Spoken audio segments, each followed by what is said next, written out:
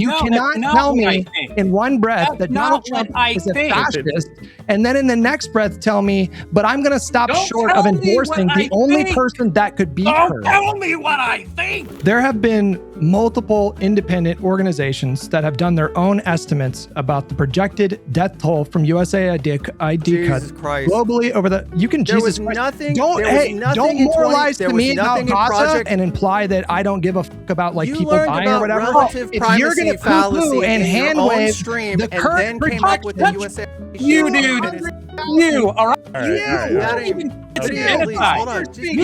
You guys need to stop treating these elections like it's a fucking game. The outcome of the election is so oh my God, shut enormous. He has made too many points for me to effectively hit, okay? Go ahead. Is the idea supposed to be that as long as the party... Shut the fuck up, dude. I made 2 points. He did more to educate about the dangers of Trump than your bald ass did. You're bald, bro. Take your hat off. Take your hat off. Take your hat off. Hold on, man. Take your hat off. Let's not do it. Hang on. No. Come on. Take your hat off, bro. Take it off, bro. If you're going to call Hutch bald, I think you have to take the hat off. Take the hat off. No, I'm good. This Epstein stuff, let me tell you, some of the files are really fucking suspicious. And wait, is that one of our topics, by the way? Sure. The Epstein Get in there. Get in there. Because I do want to have a couple little thoughts here.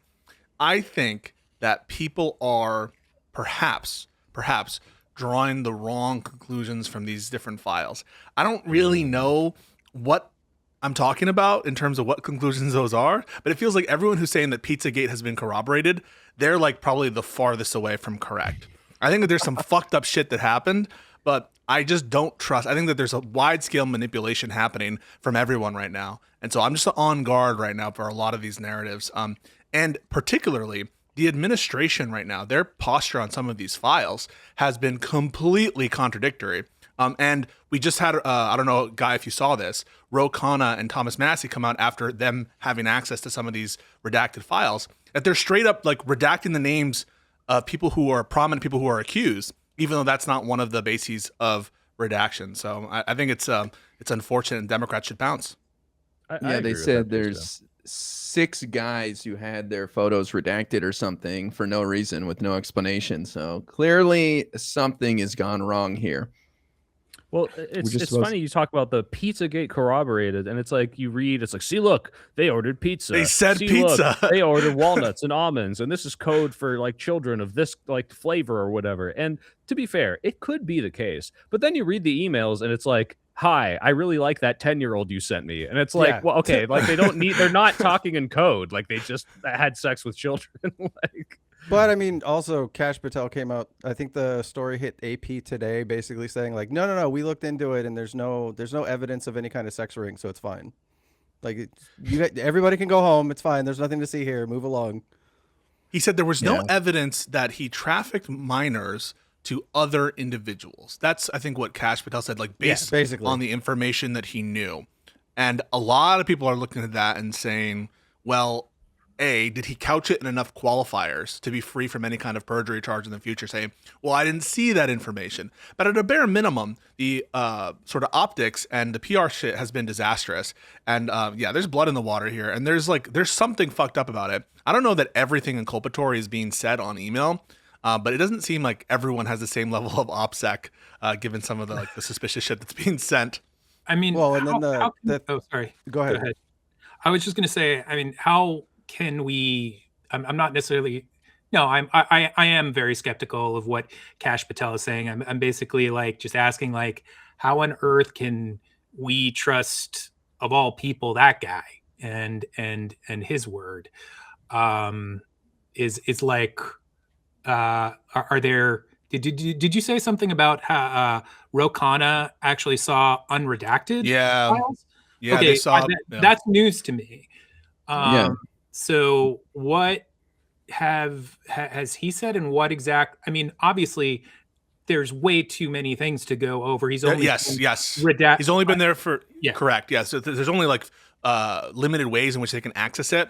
And someone, I don't know if this is like really good pencil math, but someone's like, it would take 7 years to comb through all these based on the systems that they've given us to do. I don't know if that's true or accurate, but it is true that like the system, according to them, is archaic and odd. And so they're dropping some innuendos that one of the redacted persons is a very prominent person, but we don't have a ton yet. Like, it's taken a lot of time. These are millions of files. People don't understand that, like, it is a shit ton of work to consistently redact even like 8 to 10,000 files. Like, that's a huge fucking job. We are talking about millions of files, and a lot of the redactions are inconsistent, and people are drawing like the wrong conclusions from certain documents. So it's going to take people, if they want to go to the redacted files and find like some shit, it's going to be a huge fucking job to do that. And in the meantime, the unredacted files, people are drawing wild conclusions. Like, for example, the email that came out, or the draft document that like announced his death or whatever. It was a day before. It was a day before. Well, sorry. If you work in a law office, if you ever worked in law, whatever, you work off of templates, and it's totally plausible that the person like used a template from the day before, or the template didn't update. And so, yeah, it's going to take a lot of work to get through all this shit. And yeah, so they're not sending their best. Guys, this piece go to that note. Like, for any conspiracy, ask yourself, are they this fucking stupid? Right? Like, yeah, we killed Epstein, we orchestrated it all, and we had months to redact all the files, but we really forgot about the one that said when he died, the one where we like that completely shows that we killed him. Like, come on, please. Like, the conspiracies happen, but like, if you can ask a question that just completely blows it up in 10 seconds, like, you obviously are stretching, and that one is one of the dumbest ones I've seen. What do you guys think of the what I would call flowchart bullshit from Mehdi Hassan and the I've Had It podcast lady, who complained that Biden and Merrick Garland had this for 4 years and didn't do anything about it? Pisco, I'm curious about your thoughts on that. Yeah, no, that's so fucking dumb. I hate it because on the one hand, you have some evidence that they were actively looking into it during that time period, and on the other hand, I think that this is not a matter for the Department of Justice to handle in the main course of things. This is a political decision that needed to be made, and I don't agree that the Biden administration should have tactically like deployed the Department of Justice to, I don't know, get 500 attorneys to do this kind of work, to release documents for a particularly political message. I think it's a disgrace. That would be political interference with the Department of Justice. And it's exactly why I respect Biden's decision to appoint Merrick Garland. And so anyone who's talking about that shit, like, oh, they had the files the whole time, I think they just don't have a respect for the rule of law that I do, or they don't think it matters. And I, of course, think it matters. Well, they don't appreciate the president keeping a distance from the DOJ and letting the DOJ speak through indictments only, which is how the public trusts them in the first place. They're completely ignoring what we talked about at the end of the last podcast, that the public needs to trust what the DOJ is saying in the first place. And also, I'm sorry, and I know I'm speaking a lot. I'll let you guys talk. There just isn't a smoking gun proof that shows Trump's criminality in all this. There isn't. And the stuff about his connections to Epstein, we knew about right before the election. Like, it was known that he was genuinely aware. Like, he gave that comment to the New York Post or New York Magazine or whatever, which, come on, what did that comment mean? We all knew he was best friends with Epstein. And so there's just no smoking gun here in terms of the inculpability of specifically Donald Trump. And so I think it's a gross departure from the standards of the DOJ to do this. I have to like just interject here, because just so much is redacted. How can you really make that determination from what we haven't seen? Well, no. Sorry. Wait. I just want to address that. So the claim is, look at all this shit that Biden had. The claim is being made from these people. We've seen all this stuff. They had it. And the fact that Merrick Garland didn't release it shows their incompetence. But of course, I'm judging that claim, the claim that there was something advantageous for them to drop in that moment and that it wouldn't have been a breach of norms. I'm not speculating as to what's not revealed. I'm speculating on the actual comment made by people on the basis of what has been revealed. I mean, at a certain point, though, aren't you also talking about a matter of priorities or prioritizing? Yeah. It seems like if you did have a gorillion documents and the potential there to stop like truly bad people, you would think, even if it was just at the DOJ level, there would be something there that you would want to shift into that and persecute it like just a little bit further. Like, I haven't heard what I've Had It podcast said about this. I understand the general theme of, why didn't they move on it more? It does seem like any leader, you can still essentially be hands off in trying to insist that someone takes that kind of a direction, but at the same time, you can make sure that people are actually looking into criminality, right? Wait, so what does Biden do? Biden says, "Hey, Merrick, go release all the documents that are bad about Trump." Like, what did you want him to do? Well, it's not. No. It's not a matter of like make sure you're looking specifically into the thing about Trump, but like if the inverse of that would be to basically say like, don't touch it at all or something to that extent. I'm just saying. Well, you don't have evidence that happened. That's the problem, right? Like, no, wait. It's still it's not a matter of no evidence at all. It's still one of the most like notorious international sex criminals, trafficking rings in the history of the modern era. Why wouldn't we're losing the thread here? Hold on. Their complaint was not that Biden refused to investigate Donald Trump or Merrick Garland refused to investigate Donald Trump. It's they didn't tell him to release stuff. Yes, their complaint was that he didn't just release it to the public for political reasons to tank Donald Trump's chances of winning. And the question is, what does that look like? Hey, can you tell people to go release documents that are bad about Trump? Like, that is what your people, not you specifically, we're commenting on other people. Well, I don't know if you guys have this opinion, but like, what does that communication from Biden look like? I want an answer to that question. What does that communication from White House to DOJ look like?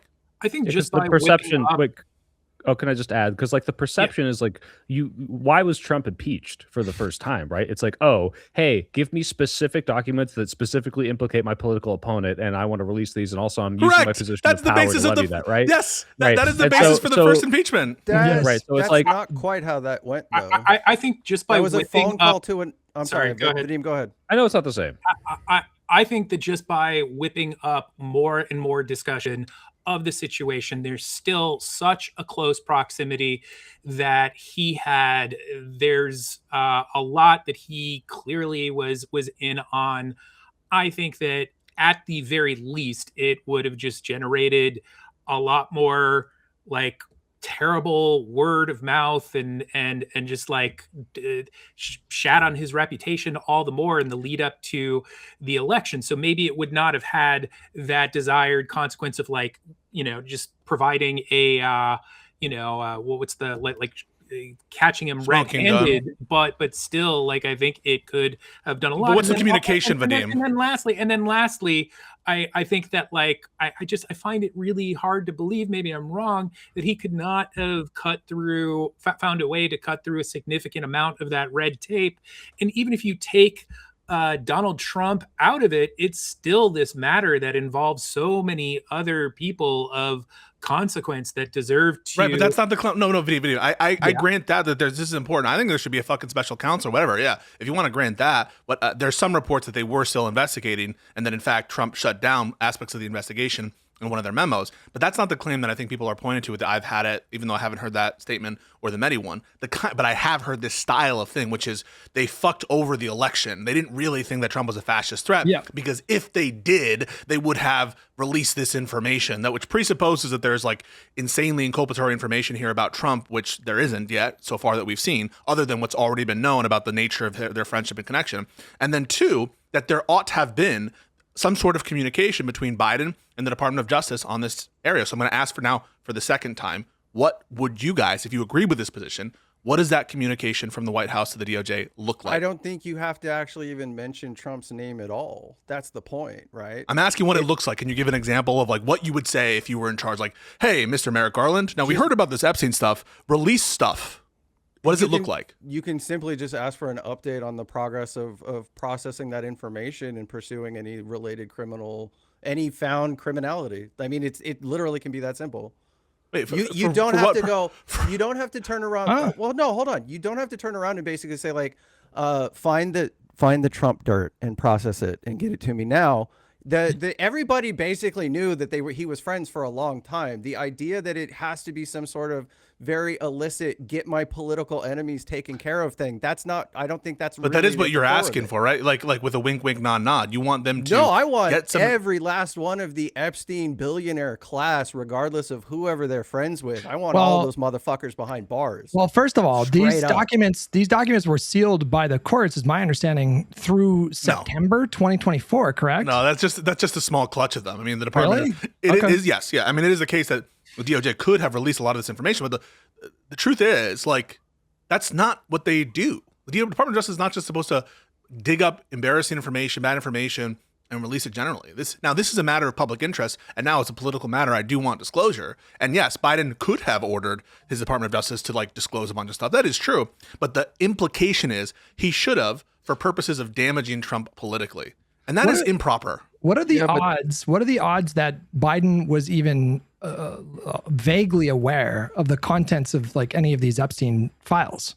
Like, what are the odds that he was calling Merrick Garland and asking him for updates on individual prosecution? Zero, like It literally didn't zero. So the idea that can I jump in, Hutch? That's not really. Wait. Well, Jennifer Ogerboy, I want to say Welch- this because this is, Go I ahead. think, supporting maybe a little bit of your side of the argument. Sure, I'm not saying that they need to talk specifically to the DOJ and say, hey, do a hit piece on Donald Trump, a la impeachment 1. However, with how much Trump and the campaign is hyping this up as, I'm going to release Epstein files, Democrats are coming for your children, I think it's kind of weird that they didn't press this just as a talking point more, just to say, hey, you were best friends with this guy. Hey, like, you're not press, like, you clearly That's a stepped different back claim. and said, this is a different claim, but I am saying, Yeah. like, if we're going to criticize the Dems a little bit, which I'm always open to doing, I do think they should have pressed this issue a little harder, given how big of a platform it is for the Trump QAnon base to say, oh, we're coming after the pedos. The fact that you clearly this is like the one thing that really has seemed to distance people from Trump. I think if you ever could divide MAGA, this is the closest we got. I think Democrats failed to capitalize on that during the election. I mean, I don't even agree if with Trump that. if Trump was able to hint and make innuendos about it in like the 2016 election, then it was very obvious that everybody else also knew about his connections to Epstein. It doesn't, like I said, it doesn't have to be a matter of political targeting or political assassination or whatever, but it could have been something to take away the fuel that Trump would have had going into 2024. Like exactly what Soy is saying. The only reason these files are released now is because Trump himself and his surrogates made this number one issue in the minds of voters. This is a monster of their own creating, and we're kind of diving. I'm not disagreeing with you, but that's the point. Just let me, hold on. That could have Hold been on, something that the Dems pushed. Okay, hold on. So we touched on this last week, but I think that if you are interested in upholding what I believe to be like really important principles of this democracy, then I think it's a good thing that it probably didn't even occur to Biden or Merrick Garland to act in a way that would have been explicitly, overtly corrupt. The idea that we would selectively release documents pertaining to some kind of investigation that did not result in criminal charges. You say what you want about like everybody that was involved in that case, but I think it's a good thing that in this country, if the DOJ investigates you and they don't find enough evidence sufficient to charge you with a crime, they don't make it a habit of going out there and saying, well, we're going to release this information to the public anyways for like political gain. As soon as you start advocating for this to be the standard moving forward, you're just like, I just feel like you're hastening the demise of the republic by doing this kind of shit. Not to mention, I don't think it is this political benefit that Soypil is really talking about there. I don't really believe that this was a major campaign issue. It was a major campaign promise to stir up the crazies in the MAGA sphere, but I don't think that a focus on Epstein was, or a lack of focus on Epstein was a significant reason why Kamala lost the election. And two, you have to imagine, right? You have to think about it. These people don't trust the Department of Justice in any respect. They are now in control of the Department of Justice. They have their people, Kash Patel, etc., who was at least in the helm of one of the major investigatory units, and they have, their president in, occupying the Oval Office, and they don't trust half of these disclosures coming out of the Department of Justice. So to the extent that anyone's major issue is Jeffrey Epstein, you are not going to capitalize on that by putting out releases of documents which are going to necessarily be taken as incomplete from the perspective of those people. Real quick, wait, Pisco, I need to address Pisco because I think you misconstrued what I said. I'm not saying this was a major platform that the Democrats should have run on. I'm saying rhetorically, you could have used this to divide and have less turnout for the MAGA base by pointing out this and like making this a talking point and making them focus on it. Like, hey, you're calling me a groomer? Like, you're best friends with Jeffrey Epstein. Like, that's it. I'm not talking about that. I almost think the vulnerability arrived like recently with like the way Ossoff is talking, which I agree is very good, is the debacle of how they've promised and now fucked up that promise. I'm not so sure that the vulnerability existed as in 2024, but you guys could probably disagree. Also, there's a distinct possibility that doing the Jennifer Welsh, / Mehdi Hassan strat could have easily blown up in their faces and made Trump a martyr to normies, because they would have come out and they would have correctly said, the FBI the DOJ, who has a strict policy of keeping this kind of information private, decided right before an election to release a bunch of evidence that all it is just hearsay and there's and the blah, blah, blah. And they could have easily capitalized on that and correctly pointed out, I might add, that this would have been insanely corrupt. Yeah, but for them to do you that. don't have to look at it exclusively through the lens of like, well, lefty you don't like had this particular take on it. There's ways to take their existing. Well, that's why you brought it up. Flowchart shit that I've had it in Medias Honor doing. The idea being is that you could take somebody else's idea and figure out a way to make it a little bit better. You don't have to make it a targeted thing, like I said. Make it better. Make it better. It could be just purely from the perspective of wanting to see abject criminality be pursued. That's why we have a DOJ. That's why we have a DOJ. You don't release it to the public to establish criminality. You have a DOJ investigation. Do you think there would have been any merit to or interest to the public good to finally maybe say one day release the information related to the JFK assassination? Do you really think that there is figured out? Do you think I'm trying to ask the fucking question? Do you really think that people Christ. would not have figured out that you were doing it for political reasons? You really don't think they would have connected those dots? So they would have absolutely like, oh, we're just trying to help solve crime. It would be political. Also, but Ogre's saying, isn't there a public interest sometimes in releasing investigations? Yes, sometimes there is. Yes, sometimes there's an interest in public releases of information. No doubt about that. But part of that public interest now is in correcting a lot of misinformation that occurred. And again, you're speaking about the context of an election season. What's the rush in that respect? You talk about abject criminality. It could have been something done in year one.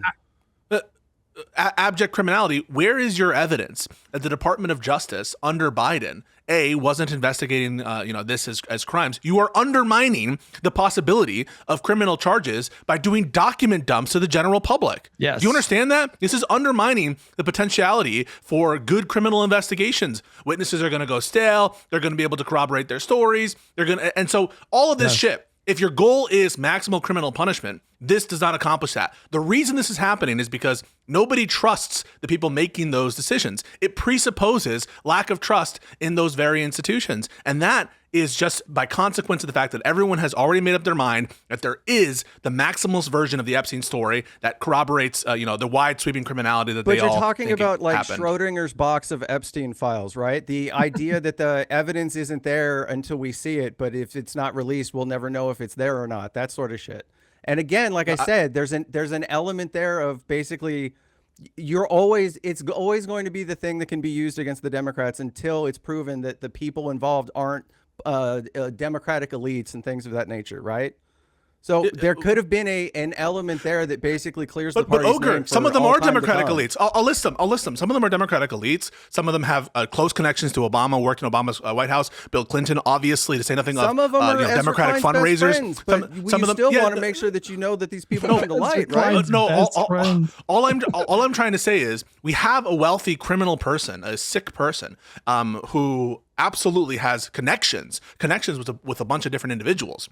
What I'm not seeing, and that should be investigated, and that should absolutely be pursued to the furthest extent that the law allows for. What I'm not seeing is evidence of Democratic negligence in failing to use the fact of these connections and all these open questions for their political advantage in 2024. And that, crucially, is the claim being made by so many. It's like, look at how fucking incompetent they were. They couldn't even use the Epstein story in 2024. It's post hoc, and frankly, it is corruption. Any way you want to slice it, if it was a wink, wink, nod, nod, what people are asking for is for the Democrats to wield politically this, and cynically, the existence of these questions to crush Trump in the polls when there's no evidence that would have happened. If you want to make it about the case against Ghislaine Maxwell, couldn't it have harmed their case against her if they would have released this kind of information? That was done and dusted. I think in 2022 they had a conviction there. They were appealing some issues. No, but he's saying do it year one. I mean, wasn't part of that evidence overlap? Wouldn't that have hurt their case against her if they would have? The trial I think happened in December 2021. So there was an ongoing trial happening with Ghislaine Maxwell at the time. Yeah. It's only recently that her appeals to the Supreme Court have been exhausted. Right. I'm saying, wouldn't it releasing this information in the way that Jennifer Welsh and Medias Honor are advocating for, couldn't that have hurt the DOJ's case against? I don't really think it would have. To be honest, I don't really think it would have. But it just more of the interference aspect of that. I do find that it's corrupt, and there's not a real good, like even the way you crafted the communication over, because you didn't really. It's like, hey guys, can you just give me an update on stuff? Like, what the fuck do you think is going to happen after that communication? They'll be like, all right, sir, well, this is a case against Ghislaine Maxwell, and this is the evidence we have, and these are our conclusions. It's not going to give you what the Mehdi Hassans, if he said that, are asking for. They were asking for a document dump. They were asking for like to release the files, just like what they did, what Congress mandated that they do. At the end of the day, the idea of at least sticking to the norm that the fucking, I'm blanking on his name at the moment, the 7 foot tall former attorney general, at least that Comey, yeah, Comey doing what he did to Hillary. As much as I didn't like her ass, basically was like, I don't want to see anything like that. I'll give you that easily, right? Yeah. Like that sort of shit, that's not what I'm speaking to. I'm talking about just in general during that 4 years, I can at least sympathize with a little bit of the frustration of not coming out with this information. I'm gonna say something crazy. This is gonna cancel me, all right? This is gonna cancel me. I think it would have been more justified for Comey to release his statement than for the various different innuendo leaks relating to Trump. And I'll tell you why. At a bare minimum, with the Clinton case, there was a closer approximation in case for criminality in the context of the email dump and when they received it relative to when they announced the end of the investigation, which was a ripe investigation. At least there was a closer connection there and a genuine concern for James Comey, which I disagreed with and I thought was completely bullshit. Here, it would be the pure exercise of a cynical political interference by the president to the Department of Justice, which is exactly what we accuse Trump of doing. Pisco, but the Comey thing was like a week before the election, reopening it, knowing that they were not going to convict. That's purely political. No. Hang on. He didn't know that they weren't going to convict. So first of all, he did break from norms by doing that. His logic was he was trying to, and I disagree with his actions. Yes. But according to him, he was trying to protect the reputation of the FBI because his logic was if it came out after the election, the Republicans would discover that this tranche of emails would have been found on Anthony Weiner's laptop. And if the Republicans that were in Congress at the time had discovered that Comey didn't come forward, he was concerned that they were going to spin that into Comey did that specifically to help Hillary Clinton. Hide it, yeah. So like that was his thinking. I still totally disagree with his decision to do that. He completely broke with norms, DOJ policy. Yeah, it was fucking I think dumb. It's within, is it 60 days or 90 days? It's either 2 or 3 months before an election. The number I remember is 90. They don't do any kind of announcements like that for fear of the perception of them trying to be politically influential. But here it's like, what crime are we accusing Trump of doing? I mean, like, seriously, what has been released from these documents that closer establishes a crime from Donald Trump than Hillary Clinton with respect to the classified document statutes in the National Defense Act or the national security? Like, really, like, yes. Is there innuendo? Is there shit that looks bad? Is there shit that makes Trump look like he obviously knew the reputation of Epstein? And is the cover up right now from Trump look really awful? I totally grant that there's fucked up shit and they knew that they were underage people. So I totally grant that. But specifically, what criminality relating to Trump are people accusing him of doing? I don't think it even needs to be that granular. I mean, at the end of the day, in the interest of the public good, wouldn't it benefit the American normie populace to know that the person they're potentially considering voting for is a fucking that's political. Political interference. Nobody would have. You're trying to dress it up in flowery language and be like, well, actually, it's about the public good. But really, what you're talking about is selectively releasing information that should be private. No, hold on. We're arguing past each other. I'm not saying selective. I'm saying fucking everybody, like the whole thing. No, but the point is, caboodle. No. You're trying to granular, like drive it back down to be like, once again, the radical leftist. I'm talking about Jennifer Welsh and Mehdi Hassans. They were not talking about like justice for the victims. They were talking about they should. I'm saying the argument should 100% be dumping the whole thing. The whole thing. You're wanting to argue with someone that's not me after you guys have been talking You're about the one that defended their position, bro. You're the one that defended their position. I would defend their position a little bit more, actually, if I can. And this isn't to fully defend their position because I haven't heard what Mehdi Hassan has said. I think that he in particular is someone with a good head on his shoulders and usually comes like from an informed place. Maybe it's not in this case. And I also, to like what Pisco is saying, I think it's important in the face of conspiracies and just situations that are rife for speculation, to have a degree of keeping your head on your shoulders and whatnot. But at the same fucking time, I mean, like, if any situation is like a situation in which I think people should be expressing these sorts of things, whether or not they're like even correct at a moment like this, like I just feel like we know that this shit was not properly prosecuted by like a long shot. We know that so many people are still being protected. We know that so much injustice that will more than likely never be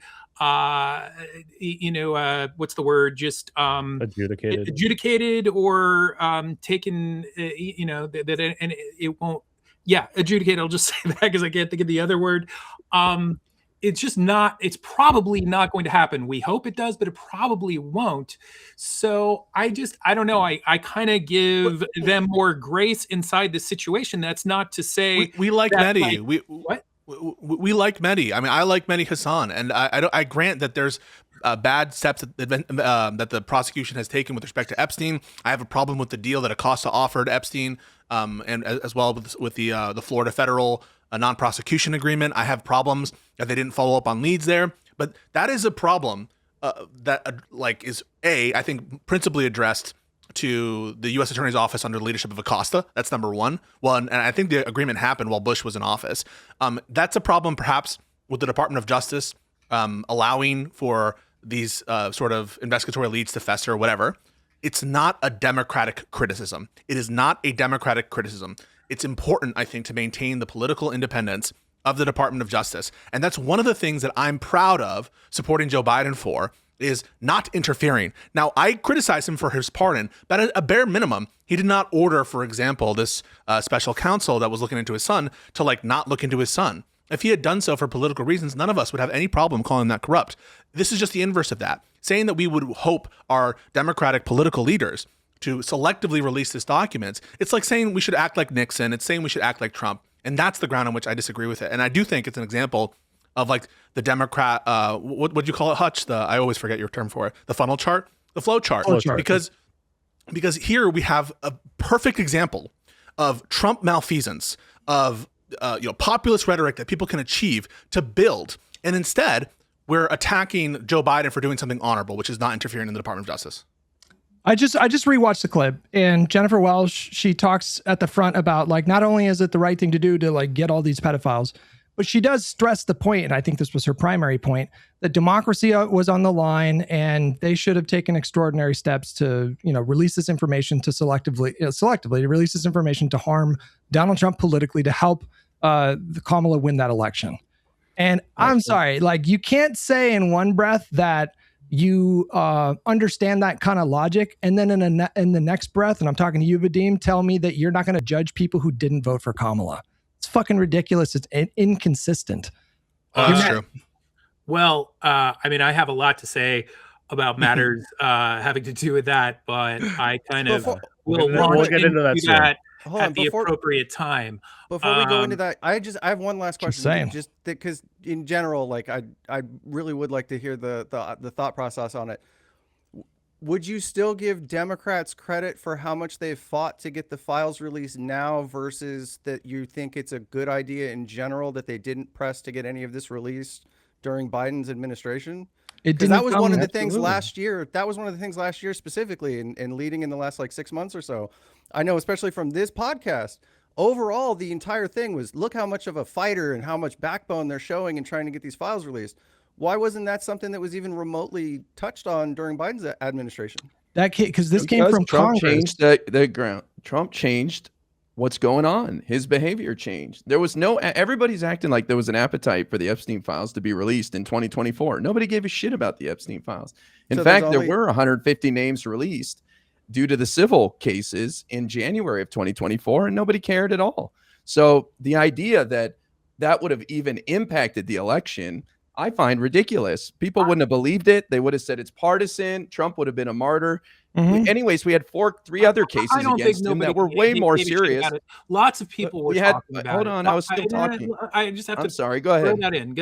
I'm sorry, but like a lot of people were talking about it, and there's an argument to be made that that the the media kind of purposely did not go into it as much as they could have for all kinds of reasons. But anyway, go ahead. Nobody that's cared about the not Epstein true. Files. Hold on. I got cut off. Yeah. Fuck that. Nobody gave a shit about the Epstein files until Pam Bondi screwed it up with her influencer drop that went nowhere. And then the real catalyst was Elon Musk tweeting that Trump is in the Epstein files. Until then, nobody cared about the Epstein files. So as long as conservatives set the tone, it's okay for us to react reflexively to it? No, it's their behavior in hiding it that has changed the tone and caused the public to give a damn. And Democrats have led the charge in representing the public, and a lot of conservatives too, saying it's time to release them now. Now you really can't mess around. Because the way you're selling it is... Wait, can I respond? I want to respond to the guy because I don't think that nobody cared. I think there was this kind of apathy of no one's going to do anything about it because there was this thing since 2019 where it seemed like no matter what happens, no one's actually going to prosecute. We're not going to see what happens. This guy already got his plea agreement. They killed him. They're going to get away with it. So I think already there was an appetite from the right, which I think that's why I was saying the Democrats, even just rhetorically, could have capitalized on that. I think he's being hyperbolic when he says nobody cared about it. I think what he's saying is that Donald Trump and Pam Bondi and the Trump administration pulled off maybe the biggest example of like a Streisand effect of all time. Like with I completely agree with this. Their actions that thrust it into the mainstream. And then all of a sudden everyone was talking about the Epstein files because they were just making the situation worse for themselves at every step of the way. Much like Hassan Piker with his shot collar. One additional thing too, I want to address Vadim's, you're castigating the media a little bit here, and I don't agree with that. I mean, the second indictment of Epstein was itself part of a reaction to the Miami Herald reporting in 2018. Mm-hmm. I mean, there has been a great deal of media coverage over this, and even into the lead up to the 2024 election, there was Daily Beast articles, release of an Epstein conversation with who's this guy who writes all the Trump books. So there has been a great deal of media coverage on Epstein-related matters. There just has been. There was an entire trial of Ghislaine Maxwell that happened during Biden's administration. The truth is, and unfortunately, I agree with Hutch, I agree with Soypill, that the spotlight this has had, the corruption of the current administration, has now generated an inflection point where people are like, oh, look, this looks fucking fucked up. It has generated new attention for it. The Democrats are capitalizing on it. But let's be honest here. This is not the deciding factor in the election. This is not the issue that most Americans care about in terms of who they're going to elect for president. It just is the case. And so selling this as a big sort of either active decision that Democrats are taking to hide the files or to not take advantage of a wellspring of political opportunity, I think is running into the lack of importance that this issue had in the 2024 election. And also, I think the fact that it would run up into the norms that we tend to respect in this country between interference in the White House and the Department of Justice, or at least I hope we would respect. Okay, fair enough, but just real quick, I just want to say that I sort of feel like a little inadequate inside this conversation because there's so many aspects of this that that you're speaking to that I would want to kind of look into before having a real conversation like this. So I'm not going to sit here and heavily dispute anything that you're saying. However, I will recommend, if you guys are up for it, there is a really wonderful creator who's a good friend of mine, Chill Goblin. He's a leftist, but he's done a lot of videos on Epstein and whatnot. And I'd be interested in seeing you guys have a conversation like that, because he is someone who could definitely kind of not only come in with a very informed perspective about all of the history and whatnot, he knows crazy shit about it, but then also he would be able to come in with an informed leftist perspective on this, which I don't have. And I think that probably Ogre has a little bit more than I do. So I'll let him say what he was right about to go into right now. I was just curious why it has to be the binary of attacking it from the purpose of yeah, I agree. If you think it's going to be like a October surprise type thing, that's dumb. I'll concede that. That's not anything that I've been arguing. But the notion of, like I said, everybody thrives on conspiracy theories. Fucking Area 51, JFK, all this different shit. This was going to be something that people talked about probably for decades more to come in some capacity. Was it the thing that cost the election? No, but I don't really feel like anyone's serious, and I'll include the I've had it gals. I don't think you have to look at them as like serious in this particular.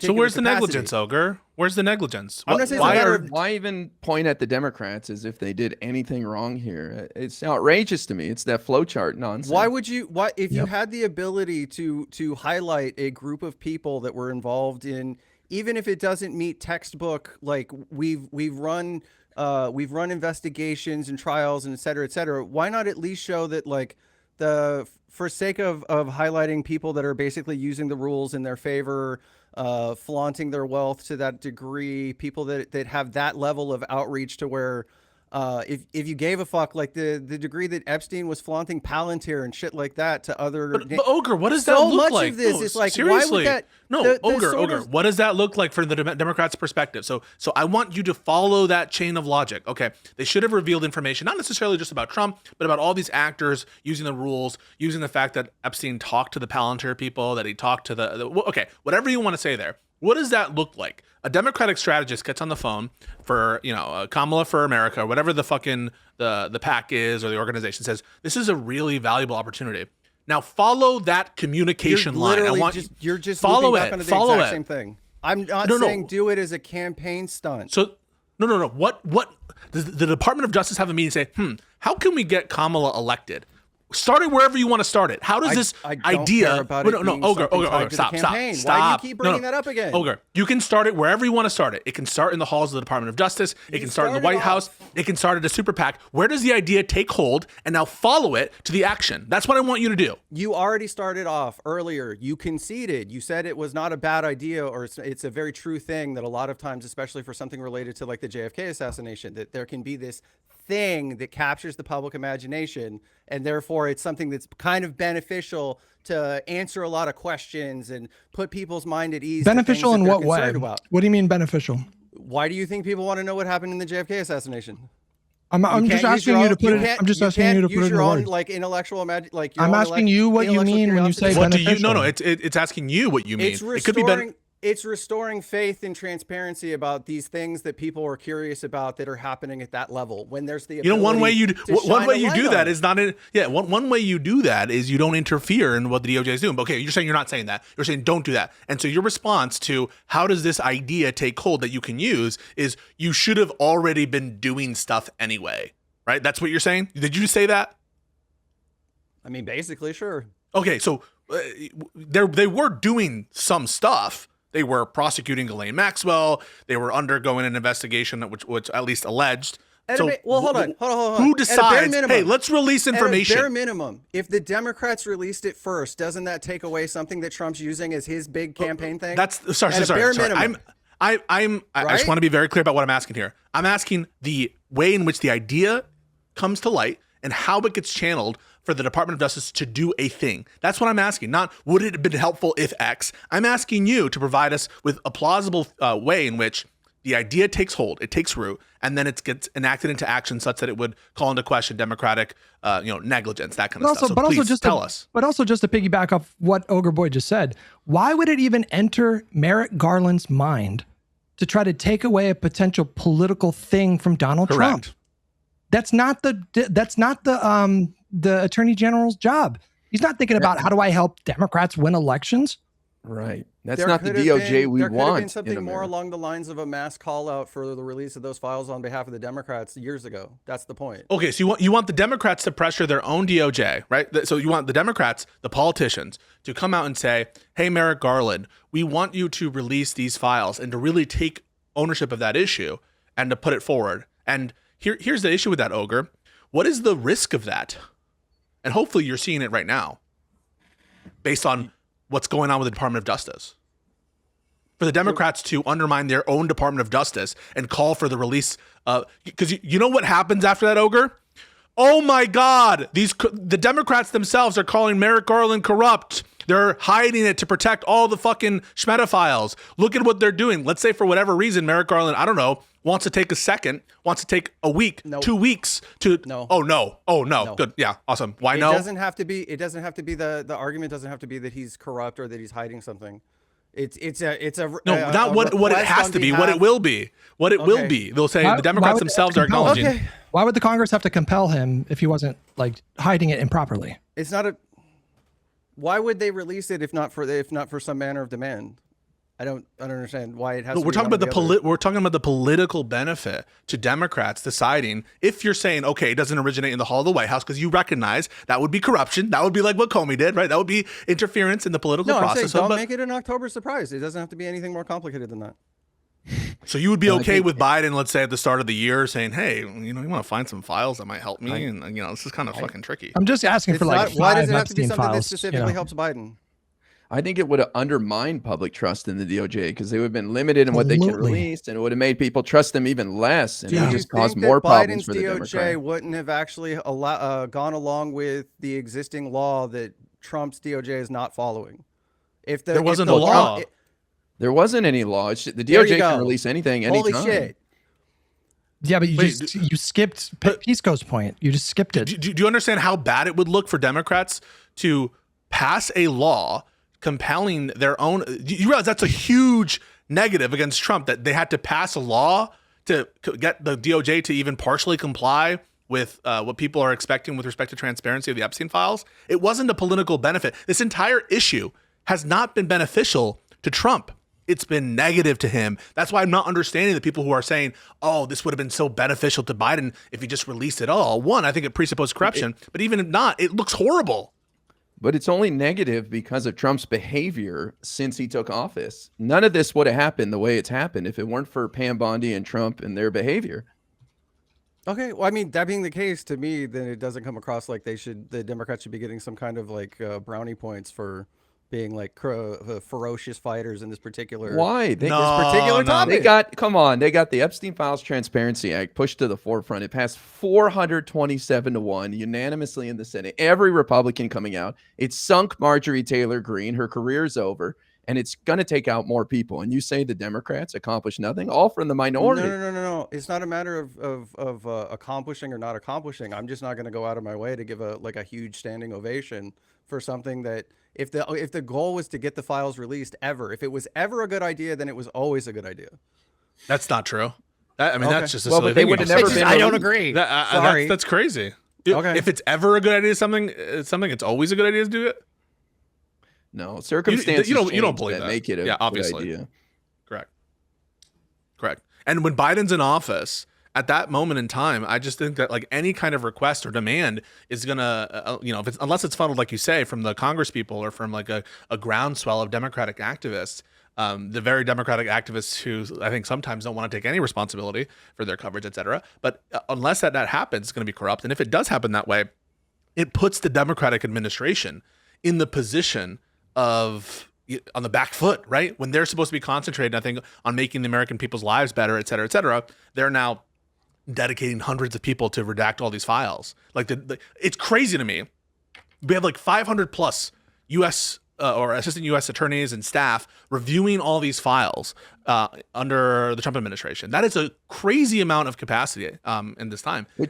By the way, actually, wait, Pisco, I want to say something. Thomas Massey said. Well, I just want to say real quickly. Thomas Massey said a private organization with 5% of the resources of the DOJ would have met that December 19th deadline. I doubt it. Yeah, I want to say, Pisco, to your point, because I was a little skeptical of your guys' side of this, but what you just said kind of convinced me where, yeah, if the Democrats had decided to do this during their administration, the amount of time and effort that they would have to redact, because guys, redactions for the Epstein files, some of them are clearly like, all right, why did you do this? But a lot of them are very legitimate, like protections of certain things and private information.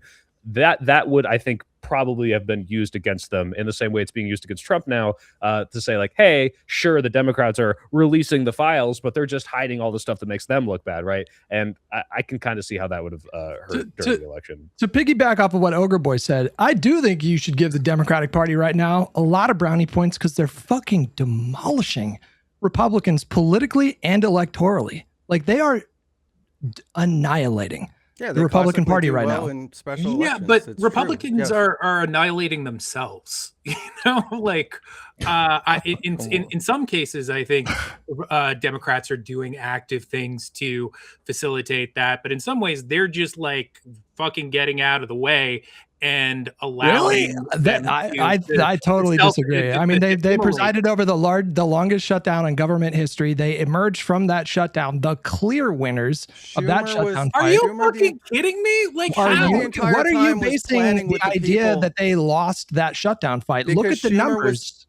Look at the numbers. The number of Americans, the percentage of Americans that blame correctly. The number of Americans that blame politically the Trump administration and Republicans for those tax credits expiring, which now everybody is paying higher premiums, is like 55%. The amount of people that blame Democrats is like 20-25. They had like a 25-point lead in that respect. That is a political fight that they fought and won clearly. And right now, we're in the midst of another negotiation, a budget negotiation, where the administration themselves are signaling that they are prepared to make concessions on ice. That's because the Democratic Party are pouncing and using this moment right now to actually push it. That's not them just standing back passively. They are.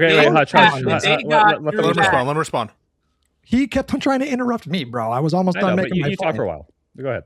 What? That was like 30 seconds cumulative. Okay, go. Sure. All right, you know what? Let Ogreboy go, since I was trying After you spent, I don't know how many weeks with your main question that you asked people was to say, well, I think they could have waited like 3 more days before they waved the white flag and showed their bellies to the Republicans. I don't understand how you turn around and have this notion of like, they're going to fucking they kicked ass last time and they're going to kick ass again. We live in a world. Me saying that they could have optimized a little bit more. To be clear, my podcast co-host will corroborate this. I never said.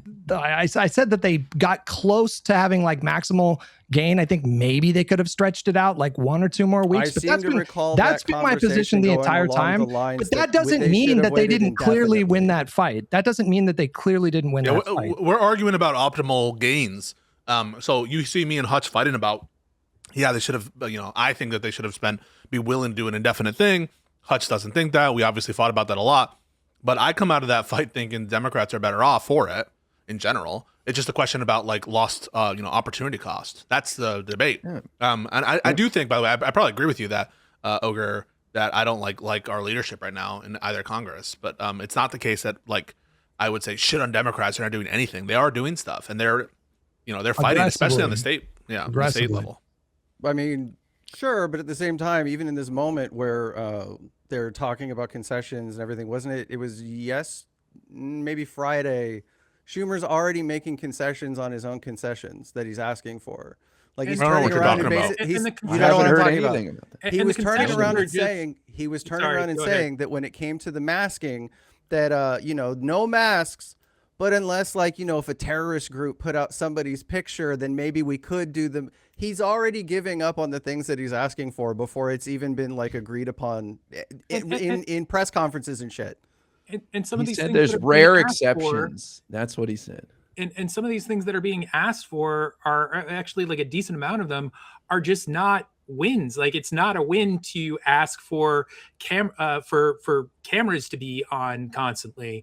Like, that is why?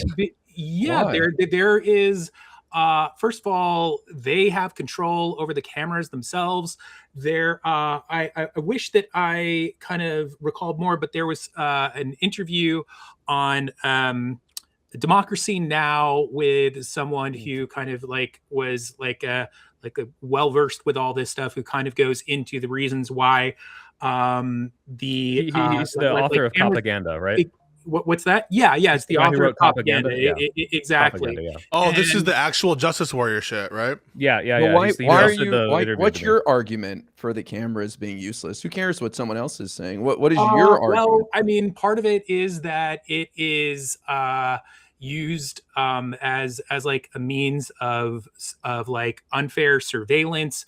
The like historically, the use of camera footage is always curated by the by like in most cases by the police, because that's most of the situations in the past where we've had. And Vadim, it's not just this guy. It's like this. The Democrats have said this, and this is very reasonable. It's the camera is not a win unless you attach the caveat of you guys can't control what footage comes in and comes out, and you can't be using this for mass surveillance purposes. That's essentially the argument. Not that the camera's always on. And they're going to go ahead and do those things, whether we like it or not. It's just not the win that. No, you could attach criminal penalties. You could attach criminal penalties if the federal law enforcement officers disable their camera right before they do a raid or something like that. You can codify that into policy, into law, right? Well, yeah, are they doing that? I don't think they're doing that. If everybody knows these guys are wearing cameras, then they know the footage exists. So if they try to delete it, it's going to look terrible. And the only reason 6 body cameras on when they killed Petty or Preddy, right? Yeah, but we have other footage. The footage is helpful. And I was actually going to make that point. Is the official narrative, if it weren't for camera footage from those 2 incidents with Renee Good and Alex Preddy, would be these were 2 domestic terrorists who went there to kill ICE agents. In Renee Good's situation, she went there to run them over after they broke down in the street, and Alex Preddy was a would-be assassin who came to cause maximum carnage. That would be the official narrative if it weren't for video. About people's iPhones from down the block. I mean, like there were actual body cams on some of the ICE agents, and you don't think that if they were wearing a body cam when Renee Good was killed, that would have been really helpful, especially in the context of like, did he get hit? Did he not get hit? Yeah, no, maybe in a year from now when it finally got court ordered to be released. Sure. You actually don't. You don't think we should have body cams? Peace go. No. Oh my God. You're missing the point entirely. It's not a matter of. I'm asking the fucking question. Answer it. Answer it. Stop. What he's saying is that if they have control over what body camera footage is released, to IRI's point, is that the official narrative doesn't get debunked until they release the footage. So it doesn't matter that they had body cams. We never saw the Preddy body cams. But they respond to political. Wait a second. Did they respond to political pressure, bro? Why do you think they released? Why do you think they released the footage? The guy that shot. Hold on. The guy that shot Renee Good. He was filming that with his phone. They released that the next day because political pressure went through the fucking roof. And the same thing's going to apply to body cameras. I think these 2 guys are horny to not acknowledge like a clear Democratic Party like win or potential win. That's so you're possible, preemptively. I don't want to get personal. You have to acknowledge that the Preddy thing would not have blown up the way it did if we had a delay in the release of whatever body cam footage, or if the body cam footage didn't see so clearly what we saw on that iPhone camera, which was they gunned this guy down in the back. No, it's always better. It's better. I agree. It's better to have people made here that you guys. I'm just kind of amazed here that all of you guys expect the like ICE to be so forthcoming and so honest with what they volunteer and what they don't, given like their entire fucking history and what we've seen within. You're missing the big picture. You're missing right now. You're missing the big picture for the next 3 years. No, sorry, shut the fuck up, Ogre Boy. You guys are missing the big picture. One, I want an actual answer from you, Ogre, before I go on. Do you support them mandating body cameras or not? I want to answer that. Obviously. You do support that happening. Yeah. Okay, cool. So we're agreeing on that. So then the question is, I don't know if I do. is there? You're not sure if you do. Okay, well let me. Yeah. Because look, I might, but I would want to investigate more of the kind of arguments about mass surveillance and the way that it would be used, and that I would want to investigate and make sure how I feel about that before kind of signing off to it. Well, hold on. To answer both yours and Pisco's points, first of all, they're using their own phones anyway. Like, that's for starters. They're shoving phones in people's faces, saying that basically that you're now on a registry whether you like it or not. So the idea of people's rights being violated, it's already actively being done anyway. But the other aspect you're of this missing the point. You're missing the point. The point is you need to bog them down. I had one more, and it was going to speak to what you're wanting me to address. You don't even know. The other aspect of this is like, yes, body cams are obviously a good thing, but at the end of the day, you're talking about a delay, a dice roll as to whether or not that information that's on the body cam ever ends up being something that the public has access to. No. You're missing the big picture. Are they going to abuse and selectively release and withhold stuff, whatever? Of course they are. They're already doing that with tax information. They're already doing that with everything they have access to. The point of this opposition, this resistance against the administration, is to bog them down in procedure and bullshit issues that they have to go into court to argue. The more little latches you have on about, did they release the footage? Did they not release the footage? Those are ripe opportunities for us to go into court, issue a fucking FOIA request, ask for an injunction, release this information. They're withholding the information.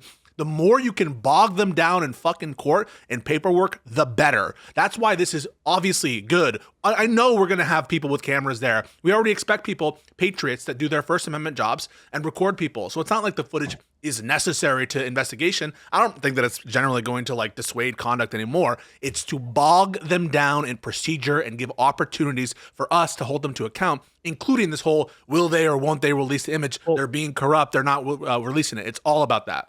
Pisco, just to make sure we're not talking past each other, I think Ogreboy's obviously said, and Vadim as well, for the most part, that body cameras are good, right? The problem is, to see this as a huge win, when what you just said, it's going to bog them down in some sort of bureaucratic, thing where we can attack them here in these courts, that versus having transparent body camera footage of them doing something viscerally wrong and releasing that the day or the day after is such a bigger win compared to what you're describing as like not a bad thing, but I don't think would have nearly the same amount of public outrage, the same amount of support for ICE plummeting, the same amount of pressure that allowed us to push the ICE out of Minnesota. I don't think that would have happened without the camera footage of this person recording. And if that wasn't there, mandate because they're just going to break the law.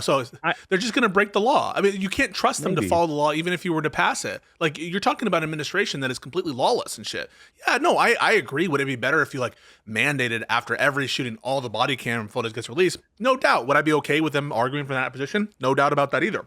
All I'm trying to say is this is good. This is what we want. And we want also the headline being Republicans bent to Democrats. Republicans saw that this was bad because guess what? That's blood in the water. That's blood in the water that invigorates us. That to know, for example, another example of this is when they left, quote unquote, left Minnesota. Even if they didn't, right? Even if they didn't, that headline by itself is fucking helpful. And so I have no problem whatsoever for us taking this W. I do think that, and you guys heard me, right? I was mad about Schumer, or it was Jeffries, about the whole citizenship thing. And so there are plenty of things I think you can fault Democrats in terms of negotiations, but not this, in my opinion. Okay, guys, I have actually the transcript of the interview that I was talking about with, his name is Alex Karakan.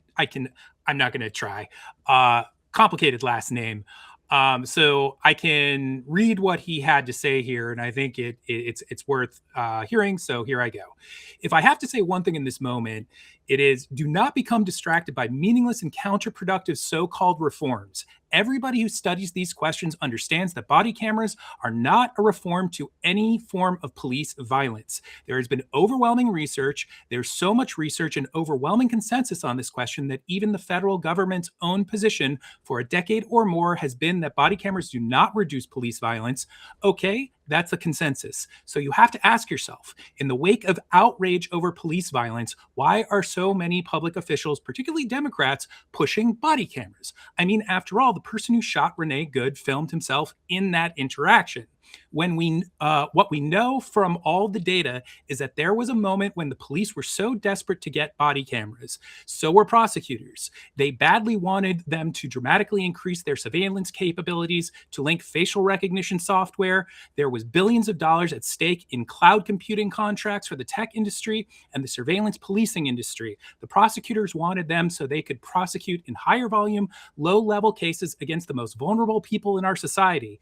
There were all these reasons that they wanted them. They wanted them for crowd control. You're seeing now with ICE, when they go out on the streets, they have these cameras. They scan the crowd. They're mapping people's faces. The policing industry wanted body cameras. They wanted them so badly that before they got public funding for them, they were getting private donations from people like Steven Spielberg because they were so desperate to get these cameras. Now, there's probably a lot more here that is worth reading, but it goes on for several paragraphs, and unfortunately I haven't read through it, but I think that just from that alone, we're starting to see this expert's very clear opinion that these conditions that they're holding out for are, according to him, like just meaningless and in many cases counterproductive. So I'm going to go with this gentleman's point of view because I think that he knows more than all of us combined. Who is this person? So like I don't trust this bear assertion. You say you trust this person on the basis of his expertise. What is this expertise? Off the top of your head, do you know? He's the author of Propaganda. He is someone who speaks very often on myths about immigration, crime, and policing. You're not talking about his credentials. And the last thing that I'll say also is that Democracy Now! I mean, like, I would like to be able to give you more in the moment about this particular person, but Democracy Now! Is excellent journalism. They they are very discerning with the people that they have on and the experts that they choose to speak to on topics like this. But so, I have an even better idea. I have an even better idea. Okay, this is what we'll do. Okay, we'll encourage all of our protesters not to take videos either. No one will take videos. Wait a second. Let me finish my thought. Okay. Well, okay. So no one will take videos. And because you agree, right? If people are like taking videos with their cameras, all these different angles, that's going to be, these tech billionaires like fucking Elon Musk, they're going to be able to use all of that data to put it into their Palantir systems, right? Mm-hmm. So we should encourage all people not to record, correct? No, because first of all, why is the framing disingenuous, Ogre? First of all, you're talking about average citizens versus the state, for one. I know I'm talking about that. Why is the framing disingenuous? It's called the fucking comparison. Well, Pisco, I think because they're not saying we shouldn't record. They're just saying this is lackluster compared to what they really want. No. Sorry. Sorry. I just responded to a fear regarding tech surveillance and using facial identification, to identify people related to crimes in these networks. That would be true both of body-worn camera footage and freely published imagery and videos from people who are recording on the scene. Correct? Soy pill. This is to soy pill. This is to soy pill. Yeah, that is correct. That is true of both examples. In the Democracy Now! Interview, I think that was the closest that AJW got to implying that these people don't want body cams. But I think the overall point is what he's saying is, and what the Democratic politicians in that subsequent article that he posted that also disagreed with this point was not that body cams are bad. It's that body cams is a platitude in their opinion. This is not what I'm saying, but they say body cams are a platitude. It's a meaningless win if they can control what footage comes in and comes out. And if they're just using it to their advantage and not to your advantage. But they can't. No. I'm speaking. So you wanted to zoom out, Zoe. I don't know why you want to zoom out. I'm talking about something specific, which is a particular fear. The particular fear being that this data actually gives a lot of weapons for the administration. And you know what? To be honest, it sometimes does give weapons to the administration. But it's overdetermined because people are freely publishing these videos because they're on the scene. Notwithstanding that, our intuition isn't that we should stop doing that because we think that there's value in that being available. My answer to what you're saying is that,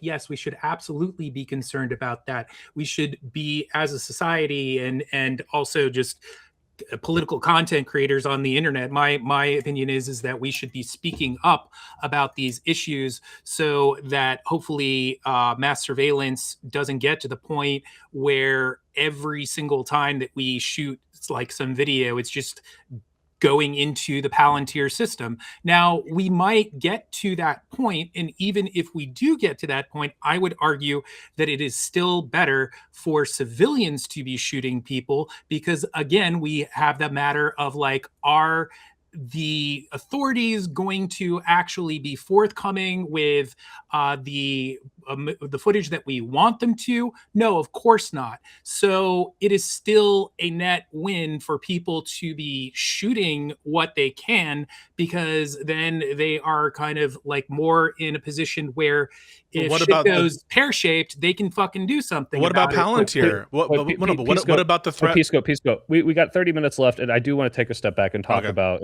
because Josiah actually have a perfect super chat to transition to this for the last half because this is the main reason Ogreboy and Vadim are on. He said, definitive answer from both of you. Vadim, you can go first. Would the country be better under a Kamala presidency? Oh, absolutely. Are you fucking kidding me? Yeah. Okay, Ogreboy. Yes or no? Both of you vote for Kamala? Wait. Let Ogre.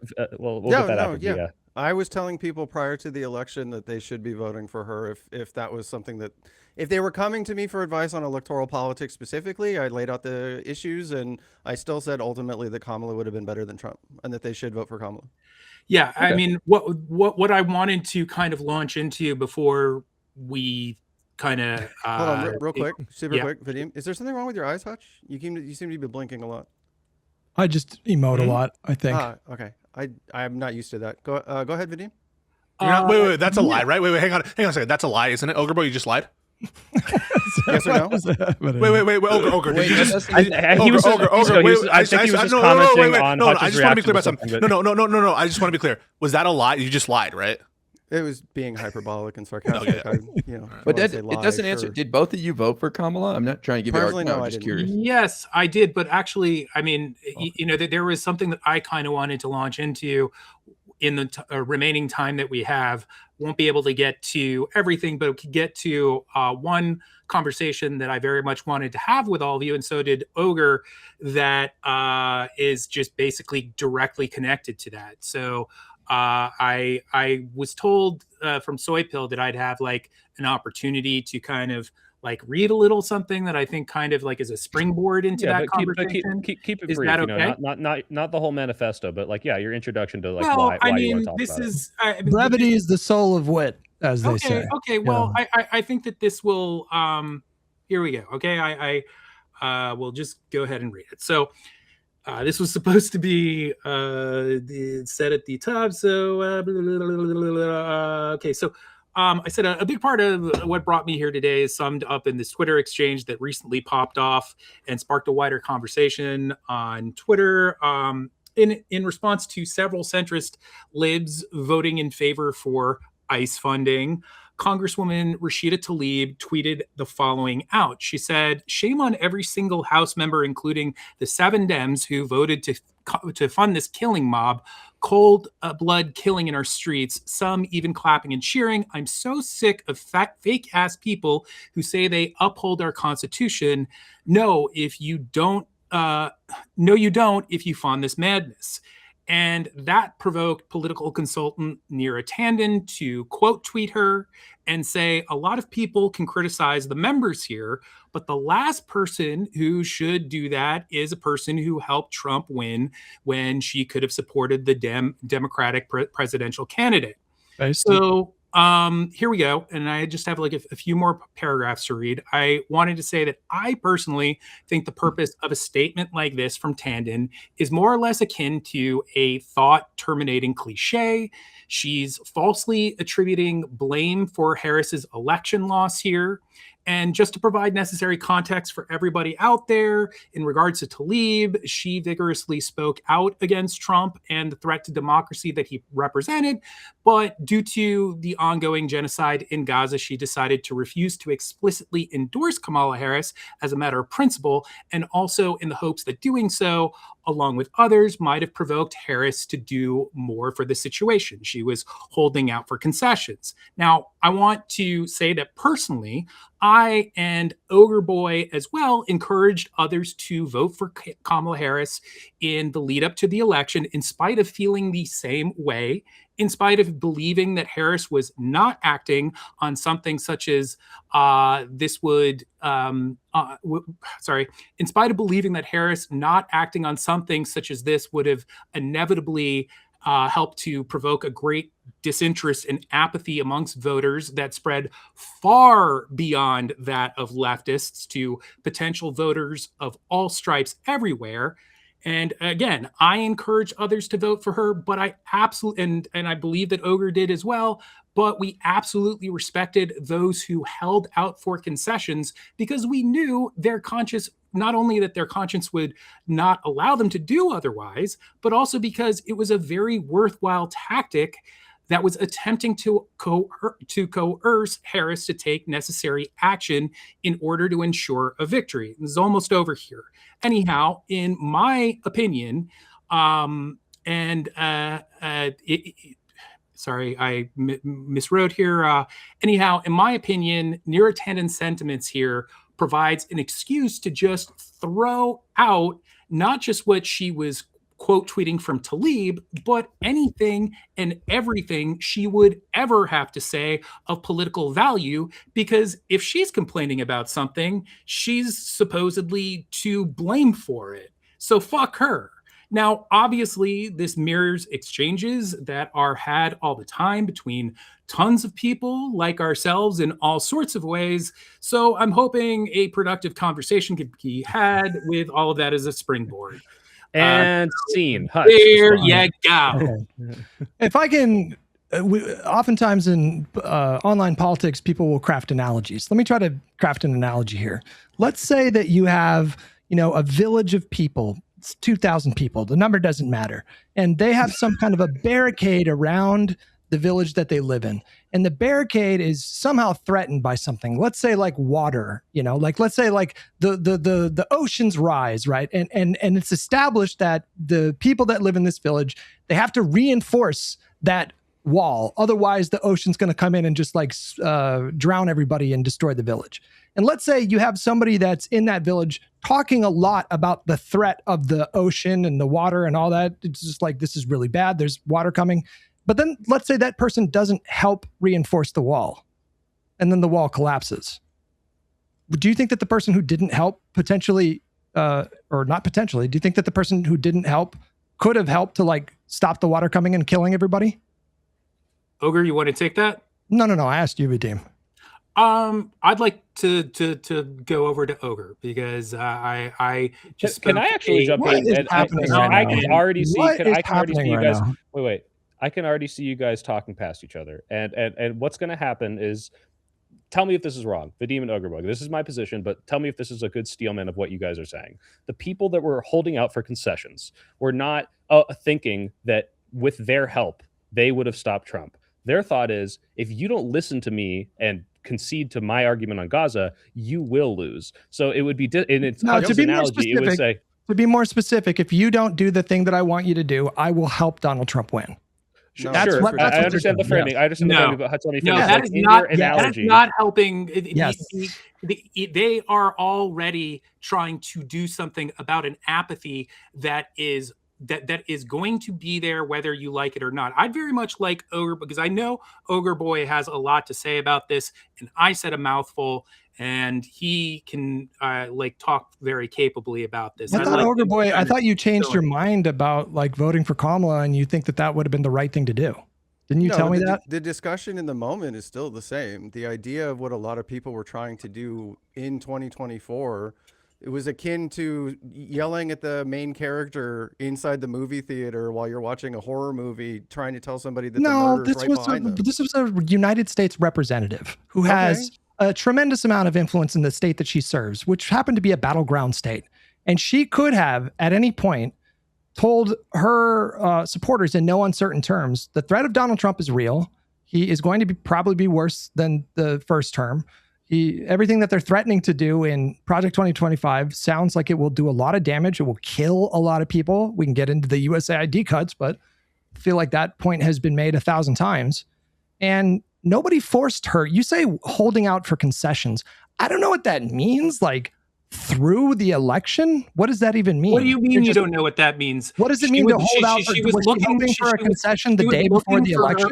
Was she hoping for a concession on the day of the election? Looking for her to either do a weapons embargo or to and that didn't happen. Or to promise a ceasefire. Hopefully, and that didn't happen. But that was fucking right. If she had done that, 10 million people are going to die from USAID cuts, and it's partly her fault. It's partly her fault. Yes.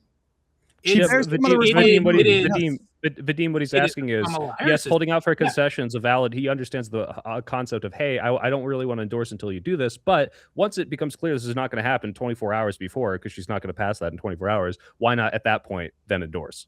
Because it's a fucking genocide. Is Donald Trump is he a fascist? What's that? Is Donald Trump a fascist? Donald Trump is a fascist, and that's why. Is MAGA and that's why, as I said, is MAGA a nascent fascist movement? Is there an emergent fascist? Throughout her campaigning, spoke to that constantly. You're not. You seem to be just breezing past the responsibility that people have to use their influence. People are automatons. To use their influence to affect the best possible outcome. Okay, if you are a sitting representative, the best possible outcome. You don't need to interrupt every time I speak, Vadim. Yeah, but you're let me speak. I am not long-winded like you. I can make my point in 10 seconds without 50,000 qualifiers. Hutch, go ahead, then Vadim respond. Okay. You seem to be of the mind that people don't have a responsibility to use the influence they have to affect for the best possible outcome. You think that people get to I'm saying that this is the way that they are using their a couple influence. Seconds. You seem to think that people can just absolve themselves of any responsibility that they have. She's a United States representative. Okay? You cannot tell me in one breath that Donald Trump is a fascist, and then in the next breath tell me, but I'm going to stop short of endorsing the only person that could beat her. Don't tell me what I think. I'm telling you what you're telling me, bro. You're saying that she didn't have any responsibility. Okay, let Vadim respond. You know, you shaved your head, and I think maybe you have like some sort of let's not do this. Don't go there. It's beneath you. It's beneath you. That gives you like psychic powers now. That the lack of hair allows you to pierce my brain and know what's going on inside just say you need a nap. Wait, Hutch, let him respond. Let him respond. Okay. Let him tell you what he thinks. Okay, let's go.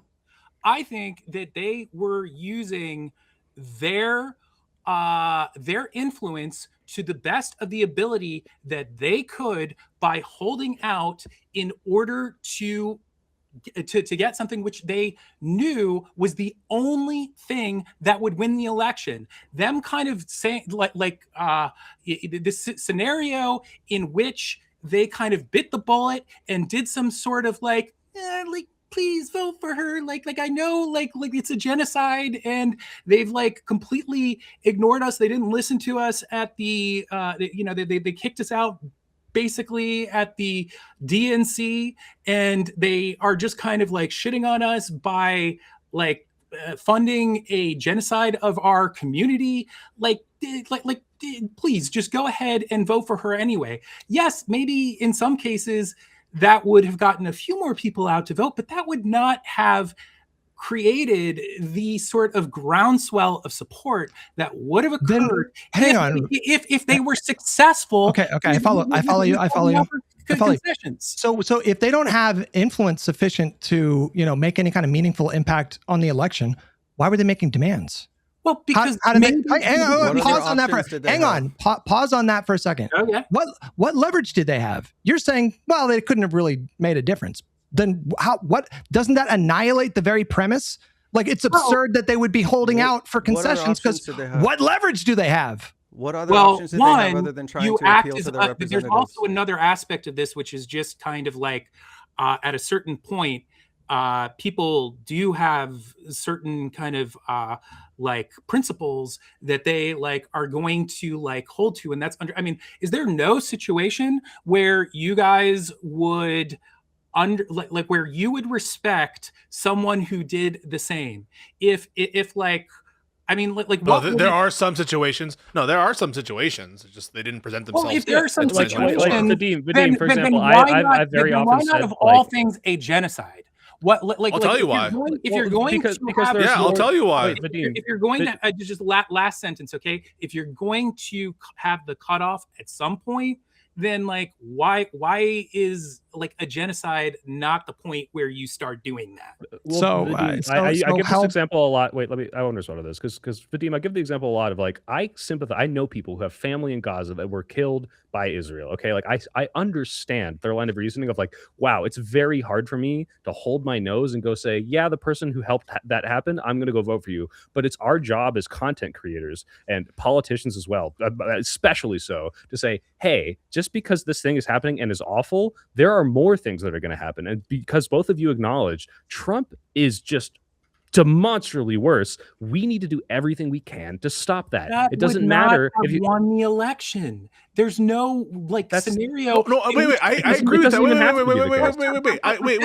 I agree. Wait. I agree with your take that the Gaza issue didn't swing the election. That's why I think it's so ridiculous sometimes for people to claim credit that, oh, if they had just, to Hutch's point, if they had just listened to us, they would have won the election. I think that the loss had to do more with prices or whatever. But that's not what people are pointing at and why they're upset.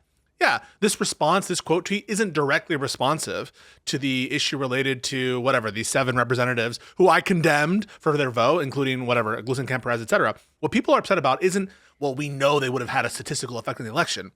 It is the priorities of these people and what they view as the existential nature of the threat or that Trump imposes. The fact that we are all on this plane together and we're all going to fucking die if we don't gather forces and do what it takes for the benefit not just of ourselves, but for millions of other people in other places, including the people being slaughtered in Gaza. And on every score of that, there's a frustration not to be lectured to by these people. I'm not saying that it's directly responsive to what these people are saying, but you should at least understand where it's coming from. It's being sick of it. It's being sick of this kind of talking down to people who wouldn't even do the bare minimum. No,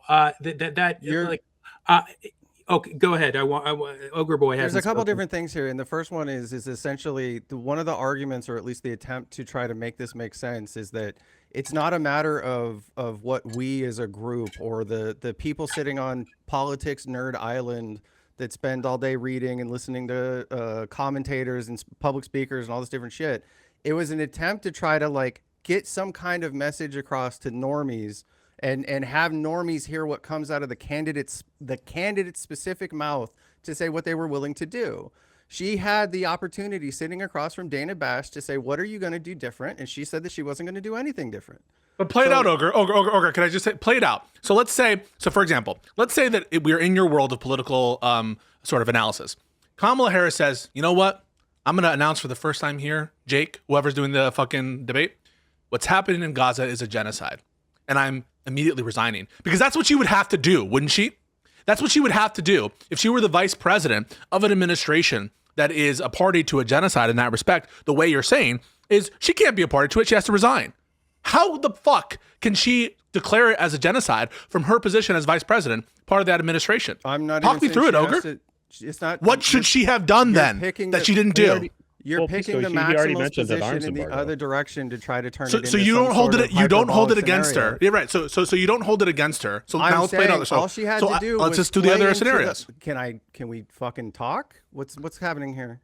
Only thing that she had to do was say, yes, under my administration, if evidence comes across my desk that the Leahy Act or the Foreign Assistance Act, 620I, I believe, that when and if these things are being violated, I'll look into it. That's it. Yeah. That would have been. That would have been to get a lot of the grassroots activists. Why would you ask me if that's what I feel is necessary when I'm telling you what I think is necessary? Okay, so what you've just produced, right, is you're saying, I'm not asking her for the sun and moon. I just want some sort of token gesture that she would look into her boss and everyone that she works with for violations of the Leahy Act. Okay, but that's the person that and then what's the Ogre. Let me finish. What is the next question after she says, I think that we should look into violations of the Leahy Act? What's the next question? You produce it. What's the next question? Go. Why hasn't Biden done that? That's a great question. Do you feel, or how about number 2? Do you feel the Leahy Act has been violated under administration? Can you let me talk for 5 fucking seconds? This is so exhausting. Maybe our administration is violating its obligations with respect to genocides. And so if we go back to what I actually said. That's a good political said, strategy. Can I go back to what I actually said as opposed to what you tried to make me say? I said all she had to say was essentially if information comes across my desk that there's violations of the Leahy Act and the Foreign Assistance Act, I'm willing to look into it. That would have appeased a lot of the leftover. And also, bottom line, here, let me ask this, because this is one of the things that I wanted to get at. Do you guys even fucking continue to read articles or stay up to date on any news whatsoever to any of this shit? Why is that? Why is that? Hang on. So first of all, why did you just bring that up? Why did I just bring that up? Yeah. Because so you're like, are you studying your Gaza? Yeah. No. So and why is that relevant exactly? Because there was 2 articles that came out in November specifically about how the Biden administration knew in December of 2023 that they were already committing war crimes in Gaza. No. You're getting into the substance. You're getting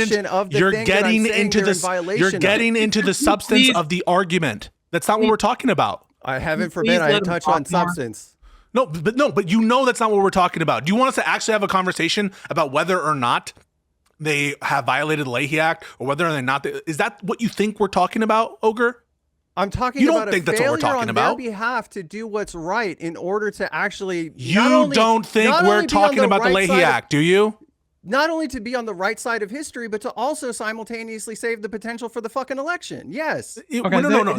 Let me jump in here. Let me jump in. There's a couple things I want to point out. Okay, there have been multiple independent organizations that have done their own estimates about the projected death toll from USAID cuts globally over the. You can there Jesus was Christ. nothing. Don't there was nothing don't in moralize 20, to me about in Gaza. Project 2025. No. Don't moralize to me about Gaza and imply that I don't give a fuck about like people dying or whatever. Relative If you're going to poo-poo and hand wave stream the and current then came up with the USAID you, dude. You, all right?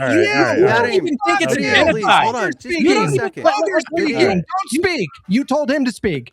Fuck yeah, I know, you. but it's just like, the current projections. You're doing this. Hutch. Wait, Hutch.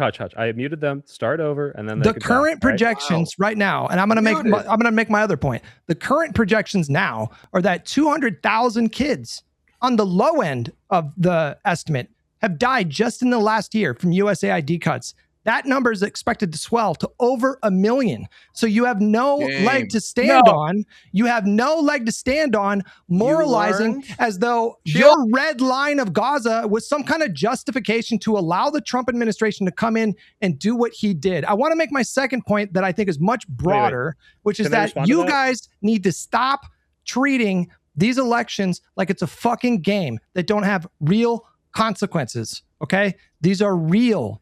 People are living and dying because of these things. The outcome of the election is so enormous. A week ago, dude. A week ago, listening to both you don't get to tell me. You don't get to tell me that it's. Hold on. Let me. I wasn't quite done. I wasn't quite done. Stop using the threat of helping Republicans win. You are reversing this whole Listen to me. thing. Stop using a strategy of I'm going to help Republicans win. This is pathetic. Please, just for a moment. Vadim, this is pathetic. Don't ask your soldier boy to jump in and take over for you and then jump in with this belligerent nonsense.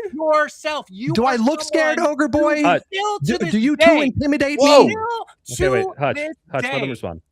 No, I was not. Let me make my last point. You guys, can you mute them for a second? Mute them for a second. I'm serious. This belligerent clown. Let him respond. Let him respond. He cut me off, bro. He's been screaming the whole time. It is because I'm fucking disgusted by what you're saying, and I need to. You told Ogre Boy to jump in because you don't know how to collect your thoughts, and then I start speaking, and you jump in and start yelling. No, you don't. I know exactly what I want to say. I'm muting all three of you. Okay, Hutch. Wow. I think your point was almost done. But you did make a lot of points there, and clearly Vadim wants to have a little response to this. So let's let Vadim get a word in. Then Ogre Boy can respond, and then you can all scream at each other again. Okay, 3, 2, 1, go. Yeah. Okay. So it's my turn now. Is that what's happening? Go ahead. Go ahead and respond. Jesus Christ, bro. You are far more to fucking blame for this situation. So you're someone who every step of the way has denied that there is in fact a fucking genocide going on to begin with. So like I'm not like going to be like lectured by someone who actively helped create a status quo with the situation that is the reason why we lost the election, because fucking the Dems and principally Biden and Harris did not do not only what was a moral imperative, but what was an imperative to get people out to vote, to create a groundswell of like like a feeling that they were going to actively be different than Biden, and you have to start from like, in order for me to like vaguely respect anything you're fucking saying, you have to like actually acknowledge all of the experts and like the massive amount of data that we have that points to it actually being a genocide before you try and guilt trip us about this bullshit. Did you go ahead, guys? Did you see the exit polls, Vadim? Like that issue was nowhere near the top of why people voted. Well, I've already put in front of Hutch before, like a aggregate of 34 different polls that show that it would have meant winning in the swing states for Kamala. And the first name on that list that put the first poll was Laksha Jain, your guys' fucking polling boy. Like, the information. Our polling boy? Polling boy? The guy we had on for podcast is our polling boy. So Did you guys glaze? That's your boy. Hutch is your boy. This is your polling boy. What do you want? It was inflation and immigration. Inflation and immigration. I'm not talking and about you're right, nationwide. I'm talking about in the swing states, which she lost. Wait, wasn't it all? It was all of them, right? Right? So yeah, wait, just pause right there. Why did you say? Oh, it was all of them, right? Are you like trying to dunk on the fact that she lost? Like, wow, like you're happy she lost? That's what it seemed like, but you can dispel that, right? No, my name isn't Cenk. Why did you? Wait, no, but why did you do that? That right there, you were like all of them, right? All of them. Because like you're trying to twist the knife. Is about why are you trying to twist the knife? I'm asking. Are you trying to twist the knife when you do that? Because there's also an absolute refusal to learn any fucking lessons from this whatsoever, and blindly, reflexively defend people that didn't want to win. Okay. Can I jump? She left. She absolutely explicitly left votes on the table. And the real bitch of this is I actually brought like a full 2 pages of fucking notes, clips. I got shit that I was going to use to make my fucking case. Those analyses. I thought there was going to be something fucking substantive which that was going to happen. I had a conversation. I had a conversation with Prime about this stuff, and those analyses, they only do like one part of it, which is like how many votes you would have gained. But you don't do the calculation on how many votes you would have lost. And that's what's so insane about this entire thing. You know, but that's my point. You guys, listen, this is actually, to me, this is actually really important. There's an element here that you guys, in Hutch specifically, which the whole point of this was like, Vadim and Ogreboy confront Hutch. There's a whole cross-section of this information that you guys never present to your audience whatsoever. There's a half of this story that's completely missing, and then maybe they could come to the conclusion. This is bullshit, Ogre, because you know I get a lot of shit because I am someone who thinks that like we shouldn't be doing this kind of like pivot to Manchin or whatever the fuck it is. I get a lot of shit for that kind of stuff. And when I say I don't think lefties cost them Kamala the election, I'm basically saying that by and large, the left came through for Kamala. That's my empirical conclusion based on the data that we have available. What you're suggesting is the left did cost Kamala the election. That is what you are suggesting. Right? No. So I'll ask you now. Did the left cost Kamala the election? No. What? Why not? That's your missing virtue of what? In virtue of what? The whole what did they lost in the swing states. It was the loss of the normies, the ones that don't pay attention to politics the way that we fucking do. They cared about Kamala's position. So the ones who are not read in on Israel-Palestine, those are the ones she lost. Off of the bare minimum information that they have the ability to even pull their heads up from their lives and take a look out on a daily basis. And they knew enough to know that Kamala. And then when Kamala has the opportunity to go on a national stage and say what the fuck she's going to do different, including Gaza, was basically she's not going to separate herself, which she also fucking lied about during her book tour. You're suggesting that the least informed among us, guys, she could have just fucking lied. Politicians do it all the time. She could have just lied, and she had her people and then say what? And say what? And say that she was going to implement an arms embargo or force a ceasefire. She could. All right. What's the question, Vadim? First of all, I mean, that's not going to be. People are going to be upset that she lied or whatever. I don't want her to lie, but I'm just saying to like. Imagine she said this. Imagine she says this. I believe that there should be an arms embargo on Israel. Yeah. What do you think is the problem with the sitting vice president coming out and saying that? I don't know, but it was the right thing for her to do. It undercuts Biden in the course of the negotiations that they're actually having, where he was actually trying to push for a ceasefire near the end. Yeah, and his vice president over there talking genocide, talking arms embargo, talking all that stuff. These are sensitive international conversations, just so you're aware. People wanted there to be they were getting sick as fuck as Biden. And so they wanted a departure. I just want to finish. And number two, she looks weak. It'll make her look weak. So I'm not saying that I don't agree with the policy. I don't think that we should be. I don't think we should be giving funds to Israel. But the political. But the political. No. It makes her look weak. It makes her look weak. It does not make her look weak. Okay. Otherwise, there's nothing strong about capitulating to like your boss. I like want just asserting yourself and doing something different, which the whole country wanted her to do, would have projected strength.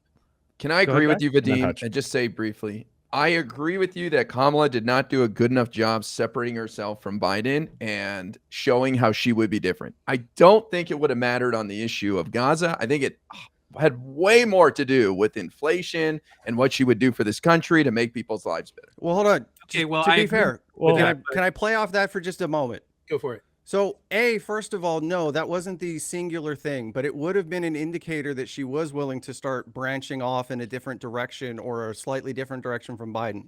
That you're correct in that. It wasn't the only thing, but there would have been enough there to, I think, especially if it had happened earlier, that could have gotten a lot more grassroots attention and pushed her campaign farther than what it had. And I still, like I said, why are we even fucking? Wait, can I ask? Why are we even talking about this? This is a deflection because the difference is we are willing to acknowledge that there were mistakes. Let me finish. We were willing to acknowledge, and Harris herself is willing to acknowledge there were mistakes in the campaign. What you guys crucially are unable to acknowledge is that every voter who stayed home because of Gaza did a disservice to this country and should be ashamed of themselves, including you, Ogre. You tried to slide in and say, well, I told other people to vote. You did not vote for Harris. And so you have to reconcile with your own shame, which you have not done. You should have shame. You should have shame. You should have shame. Because she also, the other half I was going to say to IRI's point was that she lied about knowing the importance of separating herself.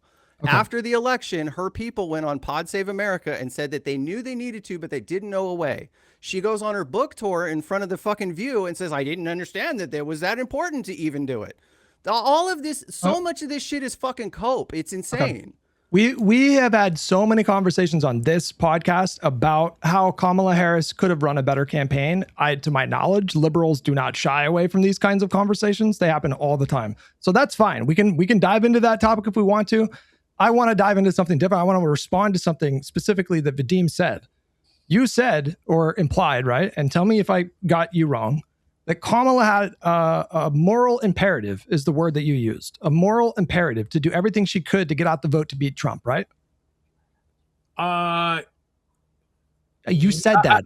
I just said that. I said that she had a moral imperative to. I actually didn't say moral imperative in relation to her, but yes, you did.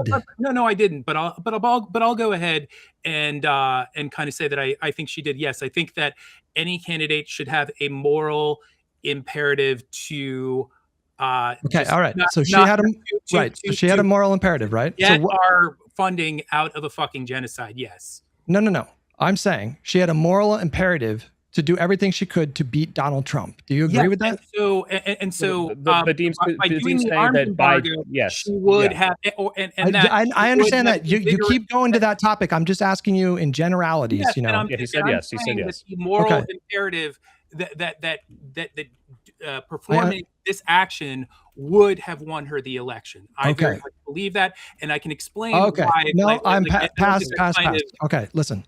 Why did she have a moral imperative to beat Donald Trump? Specifically Donald Trump. I don't know where you're going with this. This is just walk with me. You're in this moment, you're kind of acting as though. Why won't you answer my question, bro? Come on. What are you doing here? I'm just asking a simple question. Why did she? Why did like fucking mind games? And you're not accepting the simple fact that. Okay, let me jump to the point. I just spare me, please. I just want to get. I've been very patient. You guys have been speaking. You're not engaging with me in good faith. I'm asking you good faith questions. Just let him go. You're not engaging with my questions. You don't want to do it. Fine. I'll just arrive at the point. You did say that she had a moral imperative to do everything that she could to beat Donald Trump. Yes. I agree. I think the reason why she had a moral imperative was because Donald Trump is uniquely dangerous, and him ascending to the office of the presidency was inevitably going to lead to mass suffering. Okay. What I put to you right now is that it's not, the moral imperative does not just rest with politicians. We are a democracy. We have a vote, and people with positions of influence, like politicians or even influencers, they also have voters. They also have a moral imperative, if they care about these issues and can see Trump for what he is, to do everything that they could to prevent that from happening. That was I put that same moral. You only want to talk about the moral imperative of Kamala Harris, and you don't want to put any responsibility on people that are in a democracy and have a vote and have a say. No, that's the not second point that I want to make. Shut up, bro. Wait. Talking. About this. Stop. Dude, wait. I gotta be both of you, because you this is what was going to happen. You're talking about each other. Hutch, your analogy of the thing of like they're not helping build the wall, right? Wait, Hutch, please, Hutch. I want you to listen to me, please, Hutch. The idea that tell me if this is wrong, VADIM and Ogre is that they're saying, hey, you need to build this wall out of concrete, and you stack. If I help you stack up mud, it's not going to matter. And then they didn't build it out of concrete, and then the fucking ocean destroyed the village or whatever, right? So, like, can you engage with, like, they think this is the only thing that would have won the election? I don't agree with this, but you're talking past both of them. I don't need you to translate for them and be like an intermediary, okay? He's a big boy. He's an adult. He's a grown-up, okay? Are the people who you say that I was responsible, going back to what you just said, you say that I was responsible for Israel's genocide because I was, hang on, you said that I was partly responsible for Israel's genocide because I talked about the issue on my stream and expressed skepticism about particular language. You think that I am complicit in genocide? You said directly, you said I am directly complicit in genocide, but you don't think Rashida Tlaib was directly complicit in Donald Trump winning because she refused to endorse? What is that logic? How does that make any sense, bro? And he has made too many points for me to effectively hit, okay? Go ahead. Is the idea supposed to be that as long as the party... Shut the fuck up, dude! I made 2 points! How can you not keep that in your mind? I understand if you're tired. I made 2 points, bro. How do you not keep that in your mind? Ogre boy, go ahead. Is the idea supposed to be that if the party just waits out the person that's wanting the concession, that they can go ahead and do? No, that's not the point. Anyway, no. That's not the point. The point is on Vadim's view. If it's the case that Hutch is morally responsible for a genocide, that on that same view, right? Someone like, for example, Rashida Tlaib, or for example, Zoran Mamdani. By the way, I don't even grant this view. But if that is your view, by your own logic, they're responsible for Trump in some sense. And I even see you guys claiming responsibility in a causal sense, given that you think that it was a but-for sort of condition to her losing. And so that's the point. The point is an inconsistent standard that you only apply to like Hutch for the genocide. Guys, that's wild. No. I need to explain what I am saying, that like, because I don't really like, if I'm going to like really play the blame game, I'm going to be talking about the shit that both Biden and Kamala did primarily. But if we are going to do some sort of hierarchy of blame, then absolutely I am going to blame people like Hutch, who never took the idea that there even was a genocide seriously in the first place, ignored the statements of so many human rights organizations. So it was the left's fault then, right? And historians. So it was the left's fault then, right? That's what you're saying? If she would have rescinded her lack, it is you more than anybody else inside that situation. But the left could have prevented Trump from winning, but they didn't because of the genocide. That's what you're saying, right? No. What I'm saying is that if the wishes of okay, I need to kind of like chill. Take a break. To kind of take a breath properly. Maybe take a walk. Ask Ogre, jump in. Can I just say, he's struggling. Can I just say, while you gather your thoughts, there's nothing Kamala could have said or done that would have been sufficient. The goalposts are on wheels. True. No, it doesn't matter what she said. It doesn't matter what she said. She could have said it's a genocide. To hell with Israel. I'm going to wipe them off the map if I get in there. It would have never, ever been good enough. Did you Let's watch not Biden's kid farewell ourselves. tour? Come on. Did you watch Biden's farewell tour? What is that? Yeah, some of it. Why? One of his final comments when he talked about the secret to his success was saying that sometimes you have to know like the thing that's worth losing for. Like, there's always going to be something that it's like, well, we can't do that because we might lose. Well, they lost anyway and still didn't do the thing that was probably worth standing on the right side of. We don't grant that. We don't grant that. But what we're examining right now is the culpability, the relative culpabilities. And by this logic, I think you guys have to grant that Bernie Sanders is culpable for genocide because he didn't call it a genocide until September 2025. He's also I'm just gonna ask the question. So I'm just gonna ask the question. So I'm just gonna ask the question. So I'm just going to ask the question on the view that Hutch is culpable for the genocide. Bernie Sanders is correct. No. This is where I disagree from Vadim, but I think his mentality is very indicative of he can speak for why himself, we're right? fucked as a country.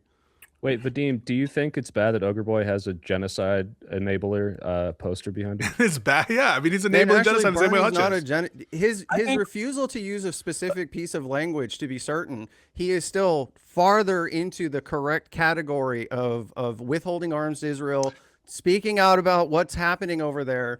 And he finally got on a page that not even Hutch is willing to get on. So I think that if you are willing to use dead Palestinians in a political debate in the cynical way that you guys do, I question if you actually give a fuck about those people, to be honest with you. Yeah, I just think that this is like, I don't think you actually care about them. This is just manipulation, dude. You're the one. I don't think you care about them. I think you use them as pawns in political debates. Wait, let him respond. No, hang on. These two constantly accused me of being complicit in a genocide. It is a disgusting smear. I spent my stream talking about how Israel was very likely committing international war crimes with respect to proportionality. I never co-signed the total blanket bombing campaign that they embarked on. Yeah, but more importantly, people like you, people like Vadim, ever do to separate ourselves from it, right? People like Vadim, get on there and then smear me and lie and accuse me of supporting genocide. You couldn't possibly do that if you actually gave a fuck about those. You do not have to make a pawns in your political fight. It's virtue signaling nonsense. Here's a political fight and ending weapons support. His virtue signaling. It's nonsense. I know, but let him respond to that though. Yeah, who said this, Hutch? You do not have to make absurd comparisons to Dachau in order to make the case that Palestinians in Gaza are suffering. Regardless, if Biden was actually wanting to genocide that population, he's currently doing a really terrible job of it. I was speaking to the death count compared to the birth rate. If we're talking about the proposition that Israel, was trying to exterminate Palestinians entirely from Gaza, then that's going to take a pretty long time at the current rate. Was my point. Okay. Look, it is absurd to compare it to Dachau. Yes, it's absurd. You know what? This is actually. I'm glad that we're at this moment. Yeah, we got to the point where you get to moralize and virtue signal like you actually give a fuck about these people. Important thing to bring up here. Okay, so I came out, came here to have this conversation. I'm not monetizing this. I'm not even streaming it. I went out of my way to do this, and I would like you, as a gesture of I told you he was going to do this, so I told yes, him. Of course I am. I told you. You watched Chris Kunzler and Overzealot's. Are you doing like a tag team thing? And what's that? Are you doing like a tag team thing? I am. No, he thinks you're gonna like Sam Cedar him. He is. Like Ethan. I told you he was going to do this. Oh, I told you. I told you he was going to do this. I don't know this person. I don't know this person. If they want to talk on like a Discord, a call or something, that's fine. I fucking told you he was going to do this. He's such a silly person. Wait. You guys kicked me out? What the hell? No. It looked like you just left. So of course I'm going to do this. Of course I'm going to do this. You watched their podcast. You strawman them. You said all sorts of bullshit facts. And no, you did. And in order to continue having this conversation that we're having right now, get to the point. You can say it in like 5 words, man. Will you or won't you have a conversation with Chris Kunzler, who you have talked about, who you have strawmanned? I don't remember. Who is this person? He's the you watched Vadim, Vadim on what though? No on what? Politic Here. He's the co-host of the No Vadim. Politic Here podcast. And you watch. Is this what you do? Is this what you do? Israel? And he asked you. Vadim, he asked you. Do you go on debates and then say, "Oh, here's my friend"? You are coping. This is what you do. Right now. That's literally what you're doing. Wait, Vadim, what am I supposed to be afraid of, bro? What are you I have no proposing, idea. You pussy. Vadim, what are you proposing? Who is this person? You're proposing a conversation between this person and Hutch on Israel and whether it's a genocide. Is that the conversation you want to propose? I would like a conversation both on whatever Kunzler would like to talk about. Why don't you show up to debates prepared to debate? Why do you always have to tag people in? What is this? No, you didn't. You deflected to some guy who wrote propaganda, and you asked Ogre-Boy to jump in when you feel overwhelmed, and now you're doing this weird thing that I said you were going to do. This is so embarrassing. Just you're not going to do for it. Me? You're a pussy. Wait. Is it the conversation about whatever he wants to have a conversation about? No, I don't understand how. I think it would one be over the clip that Hutch watched, which he. I'll tell you what. I will debate. I will have a conversation with this person. I will have a conversation with this person if you agree to go on H3HC's podcast. Absolutely, sure. Okay, but I tell him to reach out to me. When you do that, I'll have a conversation with this person. Okay. I am going to be working on a. Yeah, but what does that have to do with what we're talking about? None of this is anything to do with what we're talking about. I thought that what we're talking about. I don't care. Okay. No. The reason why it has something to do with what we're talking about is because he started making certain.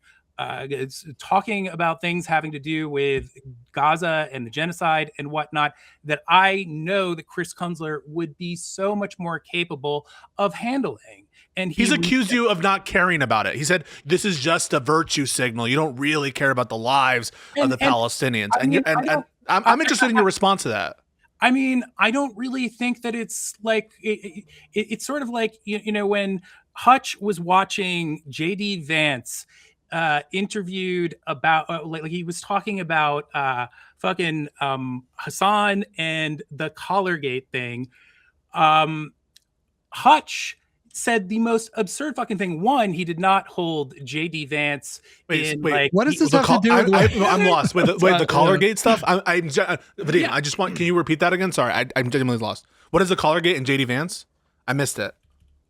I'm saying that, like, in that situation where he was watching J.D. Vance talk about Collargate, J.D. Vance said, like, the most ridiculous things about it. He said, like, this is the type of thing that serial killers do. And Hutch's reaction there was like, why didn't you address his points? And the reason for that is that, like, why you shouldn't is because they're just bad faith arguments. They're bullshit.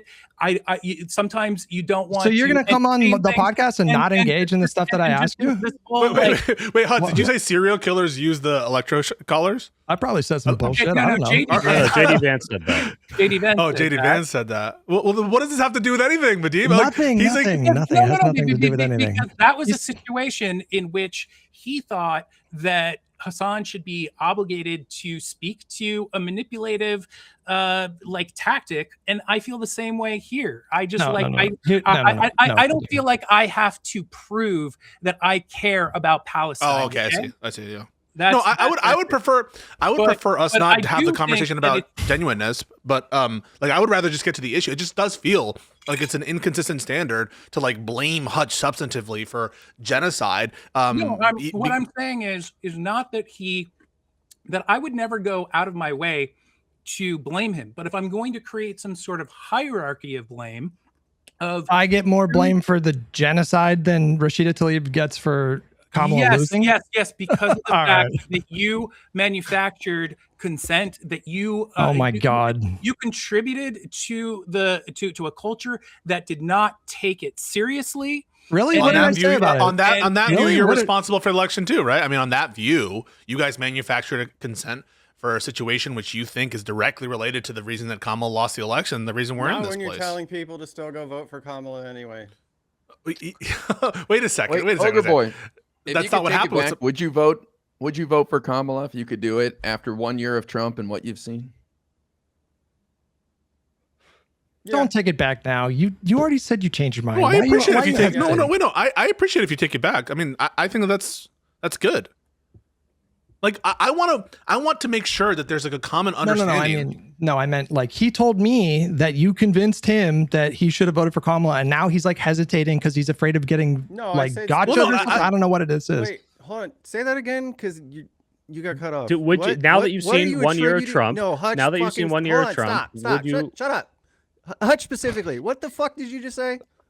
You told me that Pisco convinced you that you should have voted for Kamala, and then IRI asked you, should you have voted for Kamala, or do you wish you would have? And now you're like hesitating. Why? No, I said yes after 1 year. Sure. Yeah. So, No, why the fuck are you he's hesitating hesitating then? because I think he's hesitating because like we're all of us are like attacking them. So I mean I understand. I just think that you should own it.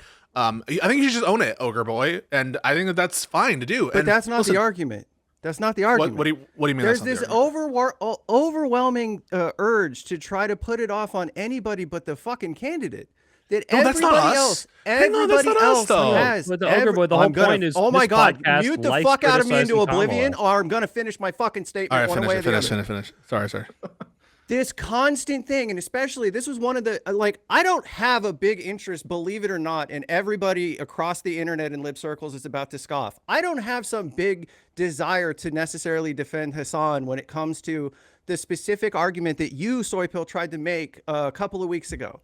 This notion that like he should be doing everything in his power to get her elected, when my argument is, and on another night, maybe with somebody else, I could maybe have this conversation, is that she didn't do everything in her power to get fucking elected. That is always going to be my point. And the thing I want to see is a fucking Democrat that's actually going to try to do everything in their power to get fucking elected. Ogre Boy, I'm the most on your side of being able to steelman your argument that you think that if she had done this, she would have got more votes. But Hassan is completely aware. He's a big boy and can say, hey, she's not going to change. It's 2 days before the election. I should tell millions of people to go vote for her. But at that point, what good does that do? It. At that point, what the fuck does that do? What good does it do? It gets the fucking vote for her. What do you mean? After that much time, hold on, no.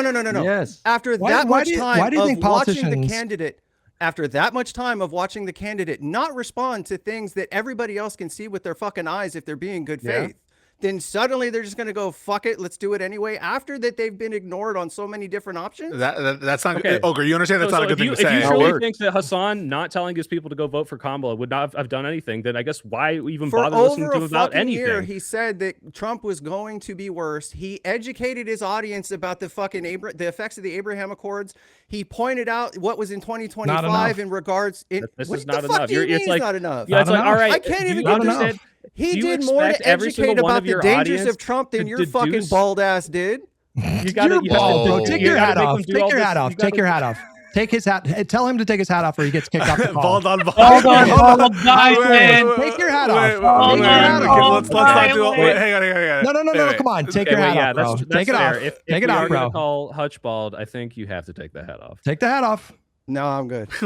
Wow. I don't hate your audience. Let's not do this. Let's Oh my God, bro. Let's put the bullshit aside. Like, listen. I think that the question is like, is there blame for the candidate? Absolutely. Everyone has their pet critique of Kamala. We've had it. We've had entire conversations about it. Is there blame for people who did not support the candidate? There has to be, right? Of course there is. How can there not be? And we just want to see a consistent approach.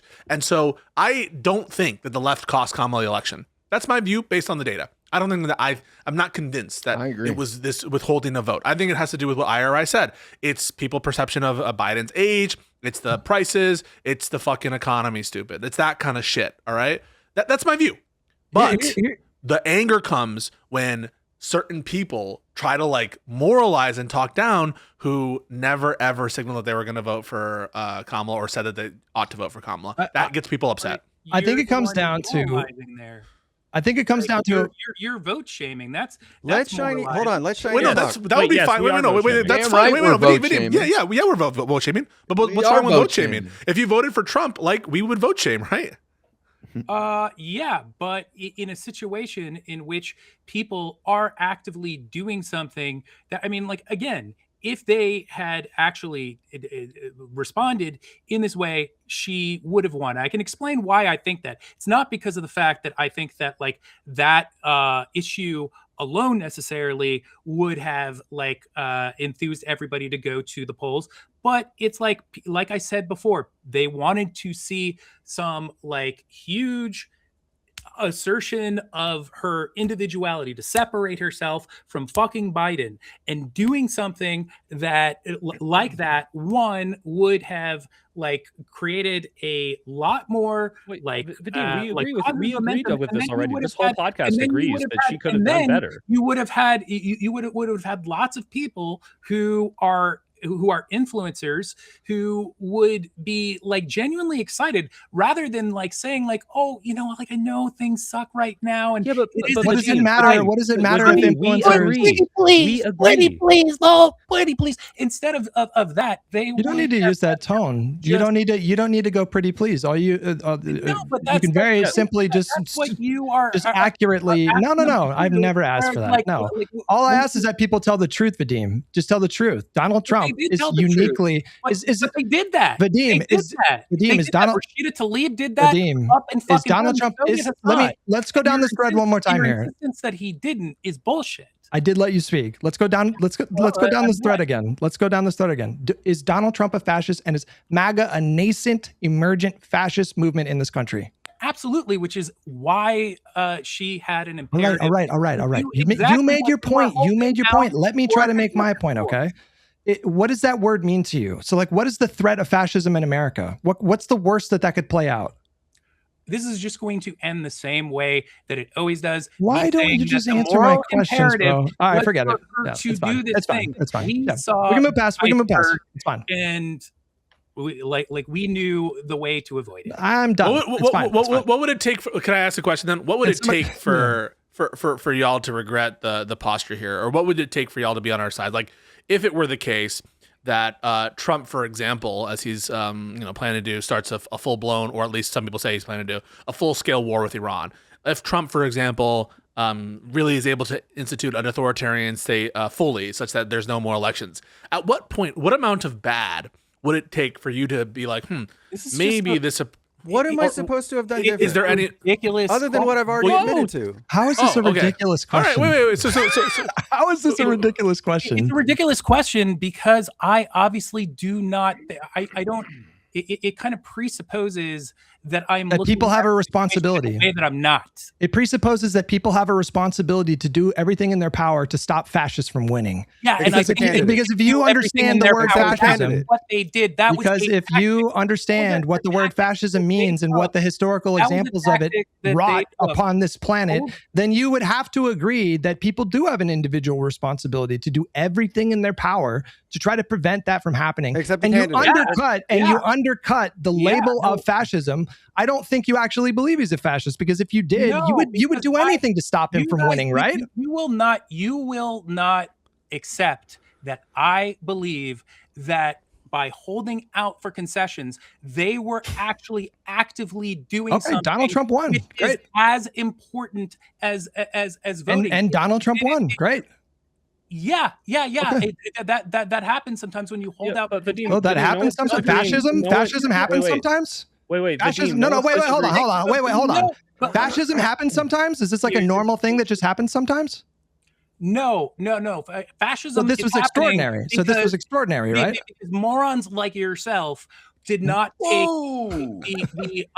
the fact that we were engaging in a genocide seriously. You still, to this day, don't take it seriously. Another pathetic deflection. You, my friend. That's why I say you don't care about these people. They're an ornament to you. to their dead bodies are an ornament to you. We are in. You contributed far more to the position that we are in than those who like. But Dean, no one's disagreeing that we can't hold our politicians' feet to the fire and say, hey, you guys really need to change up on that. Like, let's say you were right. Let's say Gaza would have won the election. We can say, hey, I can see the wave coming. You guys have to acknowledge this or you're not going to win. But you got to understand that we can criticize these things and also say, okay, but there's go a ahead, difference. buddy. There's a difference when you spend 24/7 with a scope purely on Twitter leftists versus pointing out the failures of the. No. He's talking about me right now. The difference here is we have talked at great length on this podcast and me on my own stream about all the myriad ways that I think Kamala Harris could have done a better job in that campaign. Podcast. That's the difference. No, it goes way beyond that. That's bad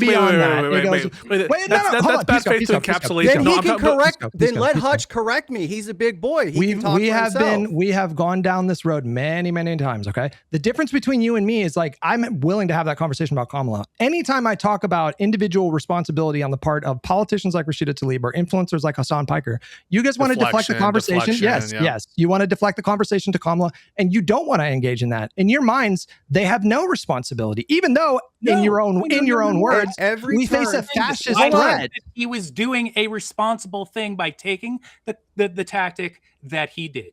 That was responsible. That was responsible. From here, I've said this a million times. We're just going in circles, and you guys are trying to like. You think, but just to clarify, you think I want to hear more. Just of what to clarify, has to say, because I've talked to him a lot today, and you are so fucking pathetic, bro. You are so pathetic. This is so pathetic. Calm down. Come on, bro. I know you are, but what am I? Baby him. Every time you get overwhelmed, you deflect somebody else. It is the saddest thing I have ever seen in all of my years covering politics. Can you go like 5 minutes without trying to bait?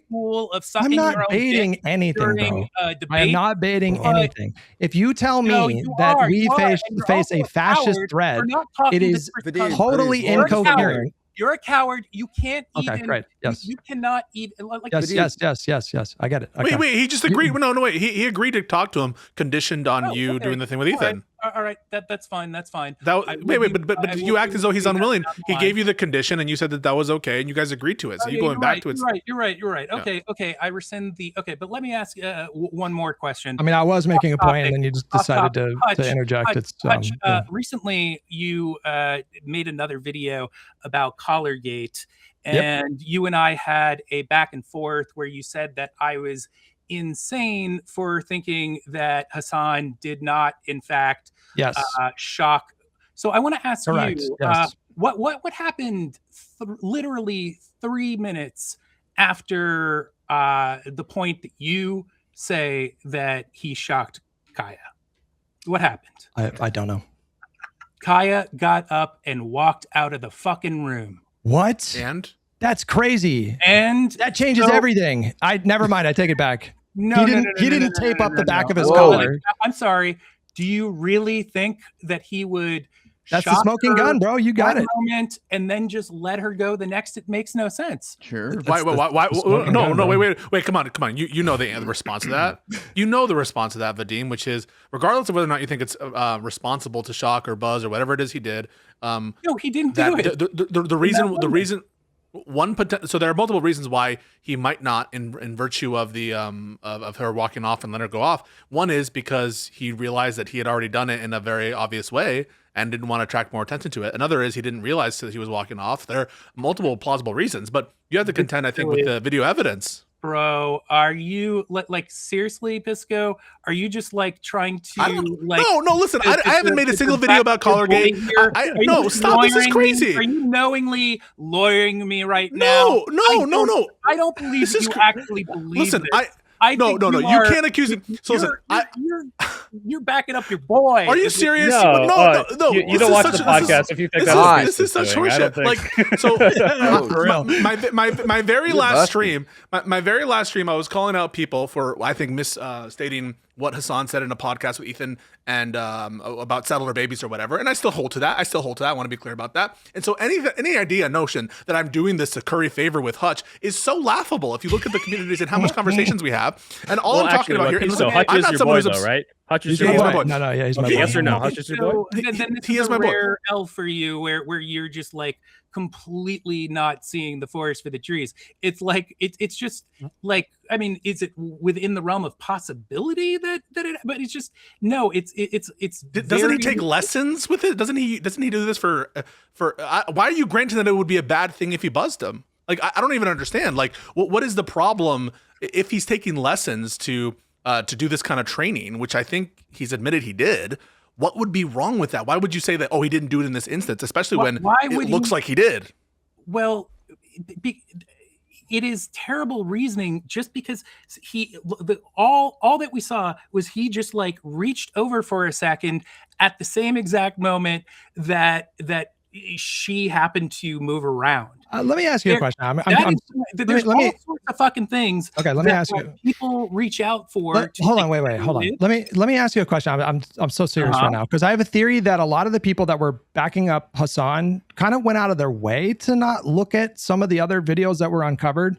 Are you aware that there's like a supercut video where there's like it's like a Brady bunch, like 9 different boxes of other instances of Hassan like reaching for something and then Kaya like getting back on the mat? Have you seen this? Yeah. So like, you don't find that at all like a little bit suspicious? When you have like a billion DGGers rifling through or searching. No, but you're but you're dodging the point. You don't. Looking specifically for those things, you're going to find lots of moments where that just happens to happen in like fucking. Can somebody help me find that video and we can put it up? Actually, can somebody help me find it? There's a video. There's a video where it's like a bunch of. You don't have. You know what we don't have? Curiously, we don't have any other situations where Kaya is yelping like she did that one time. Why doesn't she yelp any? Can you guys help me find the video? Stream chat. There's a video like a supercut where. Wait, Vadim, what do you think happened? I mean, you don't doubt that he has a collar, which would make that possible, right? And look. Why is there electrical tape on the collar, Vadim? You guys are just kind of going to something else. I'm talking about this. You brought up Collargate, bro. You did. You brought it up. Yeah, but I'm trying to keep it on this one specific time that you swore up. I want to talk about all the other times that he reached from the side of his desk and the dog got back on the mat. He's going to go through the trouble of supposedly shocking her in order to... But can we cut through it then? Can we cut through it? Do you think it's... And then 3 minutes later, it's just fine for her to get around and... Can we get past this? So do you think it's an unreasonable position that someone would have looking at it? Do you think it would be unreasonable for someone to conclude based on that it's a good chance that he shocked the collar or buzzed it? Is it unreasonable to conclude that? In the one piece of video that I saw where she yelps, she also simultaneously her paw goes limp, and I've seen like if you see it does not go limp. No, it absolutely does. If you watch the super version of it, it goes limp. The question is this: is it like? Do you think that the reason we believe this? Because I believe it too, and I'm not even like a mega Hassan hater like some people. All right, I think it looks like it's conclusive. Are we being unreasonable, or are we being controlled by like haters? Is this like haters? I think that the point where it gets unreasonable is if you are actually kind of alleging that there is genuine abuse going on inside. That's not no. That's making it broader, right? Because the question was there abuse going on? The dynamic. The question is simply and only did he shock or buzz the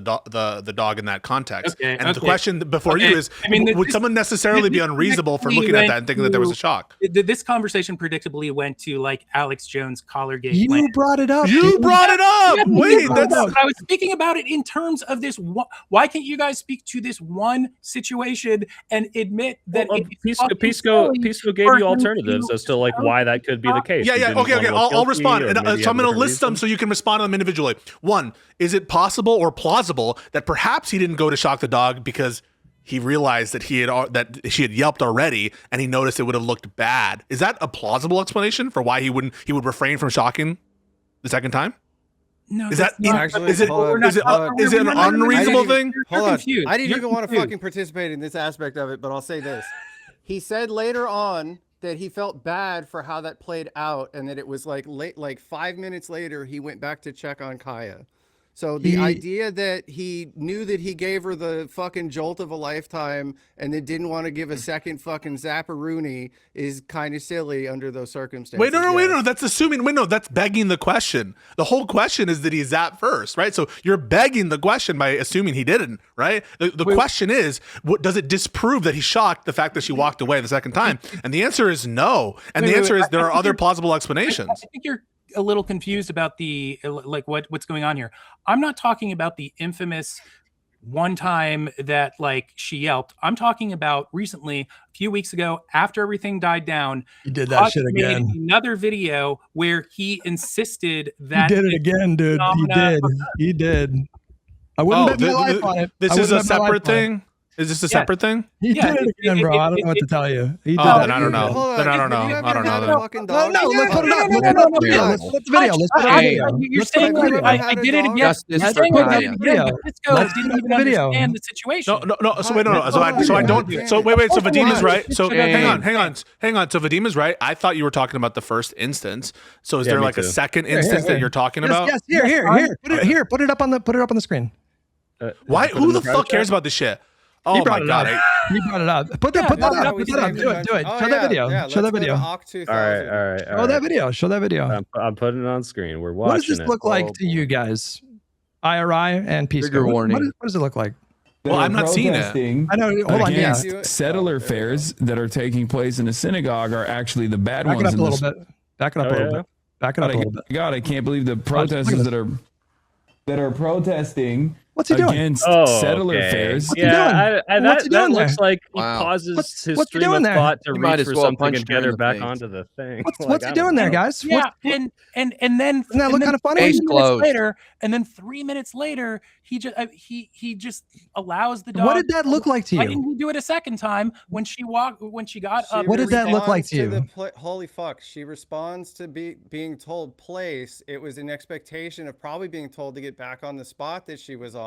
Why is he reaching his arm? Why is he reaching his arm in the same way that he was doing before, bro? Motherfucker, why did you blank your camera to act like you were jerking off to soy pill the other day? There's a I was jerking off because he was jerking off to Who me. knows it?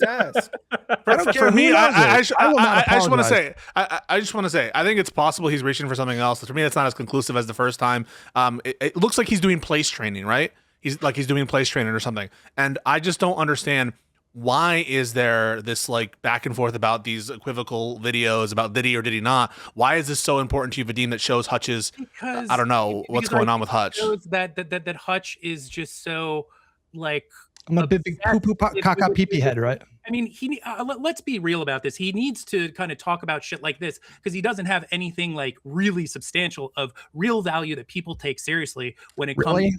Yeah, absolutely. Do you need Ogreboy to finish this thought too? We were going to get ready. Ogreboy, get ready. He's going to tag you in soon. This was supposed to. You'll let me talk. Be ready, Ogreboy. He's going to. Yeah, Ogreboy, go ahead. Oh, there it is. There it is. Go ahead, Ogre. No. Okay. All right. I was just joshing, but if you're going to walk right into that. All right, go ahead. Let's go. I've said before, when it comes down to it, there's a lot that you can't touch when it comes to him having something more of an aspirational message and you telling people specifically, lower your expectations, expect less, good things are not possible. Unironically, I mean, not that last part. I mean, we can get it. Like, I wanted to say this. Do you want to play clips? I have that clip. No, the bottom line. The bottom line is, when it comes down to it, you need to do something to do some manner of like character assassination and milk shit for that long to try to tell people in turn not to listen to Hassan about Gaza, not to listen to Hassan about Medicare for all, I don't think you should not to listen to Hassan about a number of political issues, because your political takes, by and large, everybody has any rationale to them whatsoever knows you're like politically wrong for a living, basically. Really? Was it not just like 3 weeks ago that Hassan predicted that Trump would not invade Venezuela, and then Trump invaded Venezuela like hours later? Wasn't that just like 3 weeks ago? Even broken clock's wrong twice a day. Really? Broken clock? Broken clock's wrong every time. Hassan's a broken clock? You got it. Something that I wanted to say, and I'll be brief about this. And I just want to explain like my philosophical difference between with you guys, with Vadim, with Ogreboy, with Hassan. Your first order kind of principle seems to be to change the Democratic Party into a more leftist kind of thing. No, and wrong. that seems to be like the highest. Well, I'll just speak for Hassan. That's my perspective of him. And below that, he prioritizes beating Republicans. He only opines and throws his weight behind candidates who he personally likes. So we're finally at the heart of something that's important. Hang on, I'm almost done. He is not interested in actually like building out a coalition that is best positioned to take majorities away from Republicans and beat them in elections. He is only interested, and he talked about this on his stream just like yesterday. I reacted to a clip from it earlier today. He's very open about like what he wants. Me and him are not, we don't have the same priorities. To me, when I say, when Vadim says fascism, I agree. I think Donald Trump and his movement represent a fascist threat. When I think of fascism, I think of the historical examples of fascism. It's not terribly difficult for me to imagine that potentially happening in the United States. And so to me, that represents such a profound danger that I have to, in order to focus on like triage, I have to prioritize just building out the biggest coalition possible. And yes, that includes like throwing my weight behind center-left politicians in competitive districts. Hold on, holy shit, holy fuck, no. The issue with what you're doing, the issue with what you're doing is because you're putting the fucking cart before the horse. You constantly point back to FDR, but the reality is FDR had a bold vision. We don't have the bold candidate. We don't have the bold vision. You want to start from the place of already conceding to right-wing Democrats. You want to create a permission structure. Yes, you do. That's the reason that you said the shit about segregationists. It's the reason that you said even in red states that already have really good abortion laws on the books. You missed the point of it entirely. Motherfucker, I'm not even done. The point of it, the Ezra thing, he was not making interrupting. Holy shit. You jump in and tell me to let them finish. Okay, just let him finish so you can respond. I told them to let you finish, dude. Don't worry. The bottom line is, when it comes down to it, you are mad. You are mad in your soul that fucking Manchin got bullied. You in turn want the party to create a permission structure to put their arms around right-wing Democrats because you think that just inflates the numbers. But you don't have the bold candidate. You don't have the bold policy. You just want to create the same sort of fucking roadblocks that we have on the SCOTUS, even if you grant, in the fucking Senate and in the House. Even if you granted that, even if you granted that, right? Let's just grant that he wants to make these kinds of political alliances because he views it's more electorally feasible. Even if you granted that with the right wing, isn't that no more or less than what you're proposing? You're basically saying that you should walk arm and foot. I don't know what the fucking phrase is. That we should walk with more left wing candidates, and that's more politically feasible. And so, I don't think you can attack him. No, Why? I want decent fucking public servants that are going to listen to what the fuck their people and their constituency actually want, and then move forward with that. That's it. That's that simple. Wait, and you think Hutch doesn't, right? And you think Hutch doesn't? And you think Hutch doesn't? No, you think Hutch doesn't? No. He doesn't care about the policy. He just wants to make sure that there's more people, even if it is a fucking Republican that re-registers on a Monday. It's not true that I don't care about policy. You've already said this. No. You've already said this on your stream. You're misunderstanding. Around and said you did say you would vote for Epstein. You did say you would vote for Epstein. I did, and I stand by that. But you're wrong. I've asked you to your face. You're wrong. Mike from PA responded to me. He's like, Hutch said he would vote for Epstein. I'm like, what? And then I remember he did. Re-registered on a Monday, and on Wednesday registered as a Democrat, changed none of his positions whatsoever, and still would have ended up being a obstructionist element. Would you support that person by virtue of the fact that they're a Democrat? And you said yes. Ogre, you can't get mad at Hutch saying that you are. Now you're interrupting me. It's fine. Okay, sorry. Go ahead. Whatever. Everybody can just fucking punch down on me. Just bald. No. I was going to defend you. Listen. The context means everything right now. When I say that I would welcome even a center right Democrat, I'm obviously talking about in districts that would make them competitive. That's what I'm saying. I'm not saying political pressure to be able to be applied to those candidates. Yes or no? Hang on. I'm not saying that we should replace the entire party with Joe Manchin's. It's so can't dishonest. See 2 feet in front of your face. Ogre, let him. What are you talking about? It's so dishonest to suggest that my ultimate vision is to turn the Democratic Party into a conservative party. First of all, the Democratic Party of today is wildly to the left of the Democratic Party that existed when I was growing up. any kind of suggestion that they've like broadly moved right is just nonsense. And going back to your previous point, you keep up bringing up FDR. You always ignore the fact that FDR was able to do what he was able to do because he was springboarding off of a Great Depression, and he had super majorities in Congress, and a third of those supermajorities were racist segregationists. According to you, though, my current electoral strategy is evil, so I assume you would have opposed FDR forming a coalition with those segregationists. What did I say like 5 minutes ago? I said you're lacking the bold president is willing to move forward. You're rephrasing something I didn't say. But you're comparing FDR, who had like 85% control of the Congress, to Joe Biden, who had a wrong direction. Senate, bro. It's not an appropriate comparison. It doesn't make any sense. Vadim, you raised your hand when Hutch said that this wasn't the most left the Democrats have been. I think that's true. So do you disagree? I have two things. Yes, I disagree, but I really, more than anything, I want to point out that Hutch, you are not an ally of the little guy. You identify yourself as an abundance liberal. Abundance is overwhelmingly funded by Koch brothers affiliated groups. What is abundance? What does it mean to you? What do you mean? What is the philosophy of abundance? It's also they are fundamentally. What is abundance? Dude, let me speak. Okay. The abundance is also the people who fund it are also overwhelmingly anti-union. And lastly, just recently, Bari Weiss funded abundance. When she funded abundance. What are you talking about? When Bari Weiss recently appointed 18 new bullshit artists for to CBS. I'm sure you guys know what I'm talking about the way that she has completely wrecked CBS. She chose not Ezra Klein, but I forget his name, Derek Thompson. He is joining all of these like COVID deniers and like just like the absolute like not COVID deniers. I'm sorry. Vaccine deniers and whatnot, and like that's kind of a guilt by association argument. Do you really? I mean, like, I have my problems with Derek Thompson. The whole book is about how much he likes COVID vaccines, right? Like he thought it was amazing. Yeah, there was 100%. His chapter specifically. Dude, by the way, Derek Thompson's chapters specifically were about hiring you is the kiss of death. There is no. Wait, hold on, Vadim. Did you read it? Did you read the book? Look. I'm not not going to go into. Did you read the book? I have another point. You're not going to go into that. Did you read the book? Derek Thompson's chapters? Derek Thompson's chapters. I've listened to a lot of people who I think are far more.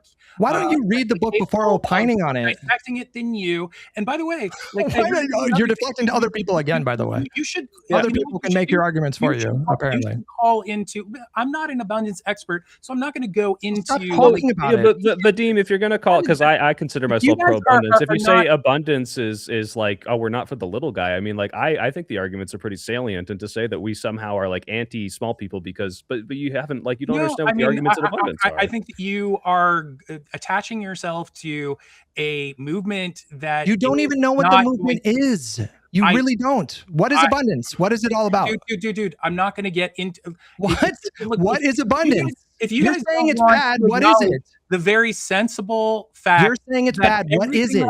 What is abundance? Not just the kiss of death. It's the kiss of oblivion to be funded. No. I mean, that's not true. Hang on. To be funded, but anyway, I have another point that is more. I want to address this because there's some interesting things you brought out. Some of which is true. Yes, it's true that there are some sort of like people who are pushing abundance and who are like, wow, this is a great idea, who are like unsavory people who are just deregulation bros. I mean, that's true. But, and we don't deny that at all. But there's just like a need to drill down on specifically what aspects of the perspectives that you disagree with. So for Derek Thompson's chapter specifically, he emphasizes how awesome it was to the COVID vaccine as a way to sort of stress the importance of public funding for new technologies, et cetera, et cetera. And that seems like a good idea. That seems like totally in line with an AOC type vision, with a socialist type vision to put public dollars, for research and that kind of stuff. Some things inside of it that are correct in there too.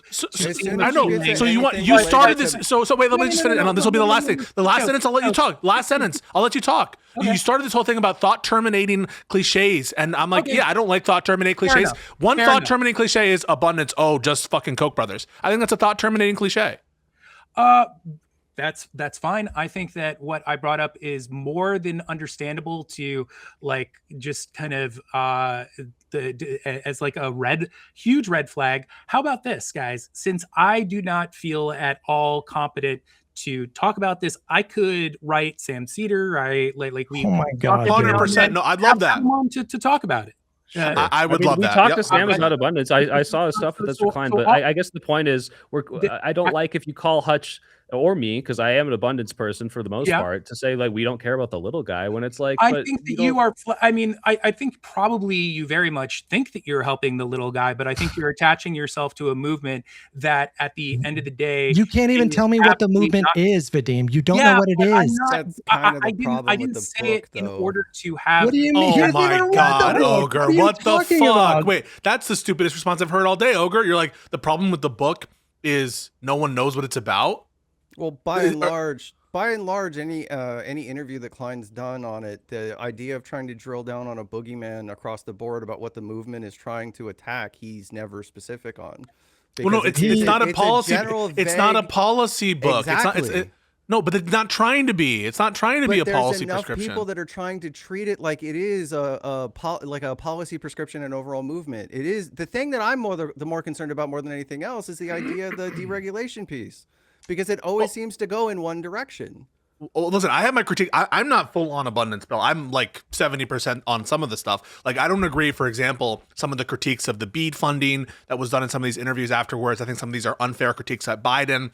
And I think that some of the, I'm skeptical of some of the anti-environmental regulations on some fronts, especially in a world where Trump, doesn't have many guardrails. I'm concerned sometimes that the streamlining might have a negative consequence when it comes to authoritarianism. So there are some critiques I have of it. And but in general, I don't think it's enough, and I don't think it's good analysis to just be like guilt by association. That would be like saying you have to dismiss everything Hassan says because he has some like insane friends who say some insane shit, and you wouldn't accept that. You shouldn't accept this either.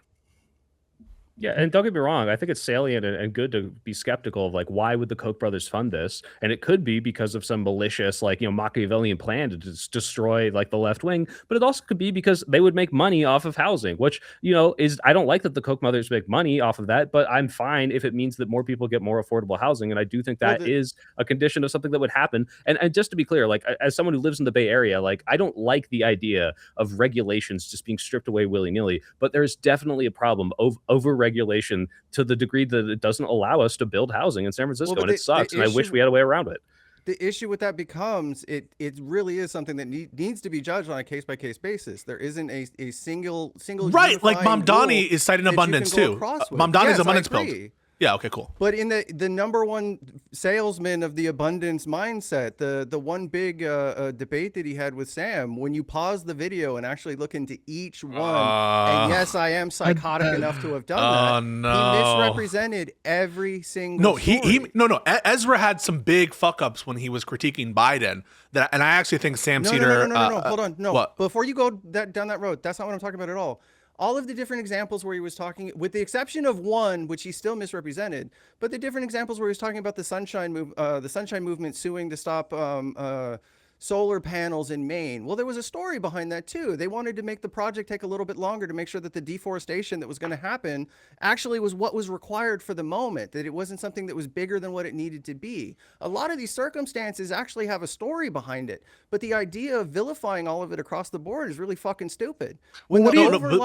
When the overarching backbone of how it's pitched is to try to make sure that developers can get the most profit out of something, well, that's always something that's going to throw up a red flag. So what do you make of the China glazing from so many people in the online left space? I'm just curious. Do you think it's appropriate to like glaze them for their infrastructure?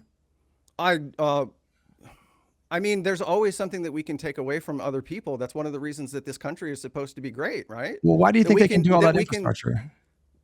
It sounds like you're more open to fucking Chinese, great whatever theories as opposed to abundance. Like you're more like, oh, we can take this and that and then whatever. And why I think the over reliance on like public-private partnerships and the willingness to just step forward and say fuck it and we're going to build something even if it's by the government themselves, I think is fine. Wait, no, but Ezra says in abundance that he wants. One of the examples he uses is these situations where it's pure public funding. You would hope that those would be like the best examples of government, so it's not the case that he wants to abandon public funded projects. In fact, it's the opposite. At least if you read the book. And also, I don't know how much I haven't investigated this deeply, but my understanding is that Chinese regulations are way more relaxed than ours, and that's why you see a lot of fucking buildings collapse over there and stuff like that. No, I don't want to be that much like China, but I think that we don't have to be as strict as we are. I want something that works for us, but it's not to say that the principal factor needs to be something where we put the concerns about profits for developers first and foremost. I'm so glad you said the book, but that's also something that Klein uses to sell the idea of the book. One of the things that he points to is China's abilities. And so when you say, yeah, there's some things that we could look to China for, Ezra agrees with that. In fact, the fact that like they price in fraud or some amount of, people who are going to take advantage into the overall scheme is something that someone like Ezra would say, yeah, that's worth it if it gets to the actual goal. So the whole point, I think, of bringing up the China example, maybe this was Hutch's point, was to how you frame who you look to, whether it's China or whether it's abundance, is doing a lot in terms of how sympathetic you are to hearing the argument out. And I think that is a little bit telling. It's telling that the association seems to be doing a lot of the work here. I'm just going off of the examples that Klein himself gave. When he turns around and says that I don't like it if people's apartments give them asthma, but I do need people to have apartments, it's a virtue signal to basically say that like we should be considering the desires of the profitability of developers over the little guys' actual needs. He's not at all implying that it's like, well, if they get asthma, it's fine as long as they have housing. Yeah. Like that's not even close to what he says in the book. That's a direct quote. No, I know, but the implication of that quote is not, I guess asthma is fine. He's saying there are obviously concerns on either end of this, and yes, we have to consider the health of people, but if you have all of these regulations and everyone's stepping over each other to be like, well, the steps need to be this high and you can't hurt this bird nest. Unfortunately, projects never get created. So you have to look, and he's talking about not stripping regulation completely, but going through with a comb and saying which of these things are absolutely necessary and which of these things are actually preventing housing from being built. I think last year, like halfway through the year, 15 new homes were built in San Francisco. It was fucking atrocious. And that's the reason no one can afford anything anywhere. Mamdani talks about this shit when he is going on the street and saying, "Isn't this crazy that these fucking people who are selling halal food, whatever, right?" Like, yeah. He has a bunch of these examples. Like Mamdani, I think, has been brilliant in terms of his rhetoric and how he frames it. But there's nothing inherently wrong with it. And what I hate is the kind of reflexive, let's just dismiss it because it's Hassan, or let's just dismiss it because it's Mamdani, or let's just dismiss it because it's Ezra Klein. And crucially, that's what I try not to do. When I see Hassan giving a take, when I see, a centrist giving a take, I do try to hit it for its merits. But sometimes it really does feel at the left, some people on the left, which I consider myself part of the left, will see who is making the statement and reflexively reject it. But yeah, no, that's not what I'm doing. I started from a position of looking into each one of the claims that he made in numerous of the conversations that he's had about this, and they don't pan out the way that he's presenting it. That's my issue. So it's not like it's not. I'm sorry. Last thing. Let Vadim talk. I apologize, but that's where I'm coming from. It's the point of view of here's why these things matter. This is why it's important. Here's the examples I'm going to use. And when you take the time to go through each fucking example, it doesn't pan out the way you're saying. So as long as it's like you say that the protections for the little guy are actually protected, things of that nature, cool. I'm fine with it. But that's my fear, is that it's a Trojan horse for like Reagan style deregulation. Sure. That's healthy skepticism. I guess I was just going to say that I agree with you that sometimes just if it comes from a bad source that it shouldn't be dismissed out of hand for that reason. But the reason why I brought up the points that I did is because I think that it speaks volumes when you see who in positions of power are funding a certain thing and who in positions of power who have awful reputations and have an agenda like Barry Weiss with CBS are partnering with those who are architects of the movement that you're part of. I think it should. Well, we hate Barry Weiss. Well, it might not, and that alone, I'm not saying that alone is like it's not any sort of like death shot or, you get what I'm saying, but I think that it's a plausible red flag at the very least. Sure. I mean, I think it could plausibly create skepticism. That's fine. But surely you would agree that sometimes you can have overlapping interests between people that you align with and maybe some right wingers, right? Like, for example, like, how do you feel broadly about the Cato Institute? Most of the time, I if I'm getting, you know what, I know that I've heard the name. It's a right wing think tank. They're like a right wing. They're like a right wing libertarian think tank, but they're also like they're probably bad news. Okay, but they're also like super pro immigration, right? So that's overlap with like the leftist position that we should be massively increasing our immigration. So it's fine to be skeptical, but you seem to be closing yourself off to the possibility that sometimes good policy that has good outcomes could overlap with, like, you know, people that you find to be unsavory, right? I mean, Kamala said the wall was a good idea, so, you know, we do need to be open to. Oh my God! Why are you doing this? See, like, the thing is, it's not just that you disagree in terms of Kamala's position. It's that you're so fucking smug about it, Ogre. Like, you're basically suggesting. Yes, he is. In that moment, what is he doing there? You're trying to twist the knife, and you're trying to be like, haha, Kamala lost. What a fucking joke. Like, it doesn't sound like someone who's turned a new leaf and realized how horrible things are and that he should have voted. It sounds like you're trying to twist the knife. It's a silly point too, by the way, because Democrats have never opposed like any structures or fencing. That's been the standard Democratic position for decades. Donald Trump's proposed border wall was a border wall that stretched along the entire southern border, which is like 2,000 miles and completely unworkable in many locations because there's like mountain ranges, there's eminent domain issues with people's property. But the Democrats have never opposed like any kind of structure. And what was in that bipartisan border bill was funding that was appropriated by the Congress in 2019. And it was just assurances that that money would be spent on border wall. And it was pushed out to like 2028. I watched you watch this video this week. You went out of your way before she ever got to the statement to try to defend it reflexively. The optics. Are you going to respond to what I just said? Suicide. Are you going to respond to what I just said? Are you going to respond to what I just said? He's saying you do that all the time. He's not, but you're not responding to what I just said. Like the idea that Kamala Harris supported Donald Trump's border wall is not true. It is false. She said. That said, I think there's a way you can phrase a critique, which I would accept. I just want to give Ogre what he wants. There are ways in which you can phrase a critique, which I would accept, which are Democrats have been much too accepting of the framing and rhetoric on immigration. That's even something Hassan has said, which I agree with. But how you say it, I think this is the kind of thing that sometimes you guys do. How you phrase it is so fucking annoying. Like, yeah, you can just say they shouldn't have voted for Lake and Riley Act. You shouldn't have made this policy position. That's all well and good, but go for it. Anderson Cooper specifically said that you've been talking against this wall for the last 8 years, calling it a narcissistic monument to a bigoted. Yeah, he was wrong to frame it that way. And she in turn said, I'm not going to turn down a good idea regardless of who it comes from. She was specifically talking about the wall. That was a moment. She was obviously responding. That was a moment in time when a lot of people that she was trying to appeal to by going on tour with Liz Cheney, that she was trying to appeal to, that they looked at what she was saying and saying, she doesn't mean anything. She's not being serious. There's no conviction. Come on. Are we going back to the Kamala? She lost a lot of the purchasing power that she had in trying to appeal to those moderate independents in the first place. But when I asked you, and I hope you have a better answer for me, and I would actually, you know what, Vadim, let me ask you a question. And it's not a gotcha. I just want to know. Let's say... I don't believe you. Go on. Can I just say I agree with Vadim there. I don't believe you either, Hutch. I just want to say quickly, the January 6th, the team up with Liz Cheney was over January 6th. Okay, wait, hold on. Vadim, I want to confer with my tag team partner here for just a moment. What he's about to ask you is how do you dig yourself out of a hole that you yourself created in the first place by putting a major issue on the back burner?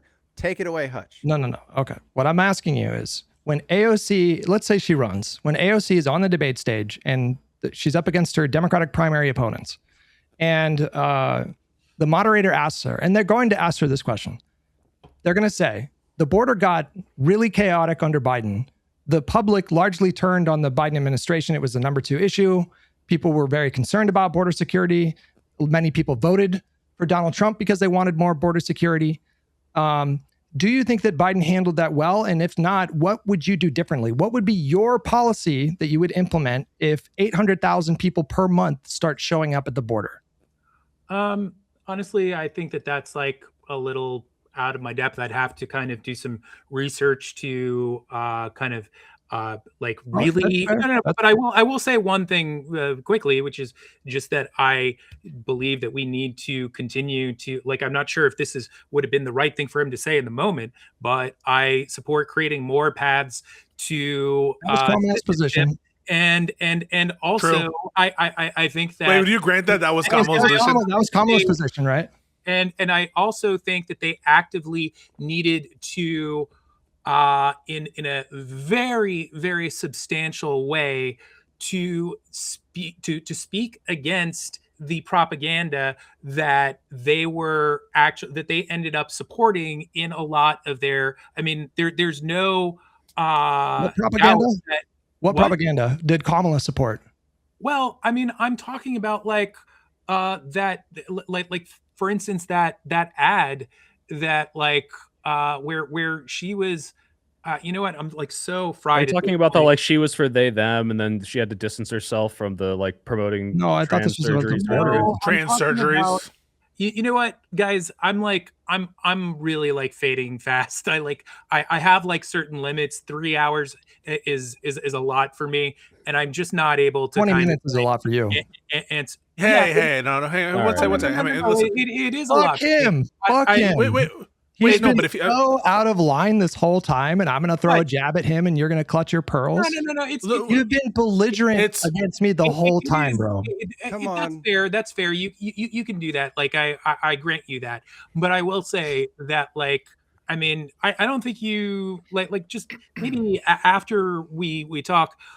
You know, this is over. Talk with Soy Pill about like my medical issues. It's not bullshit. Like it is not bullshit at all. Is being a fucking prick like one of the side effects of your condition? No, but that's not what he's talking about. You must have the same thing as him.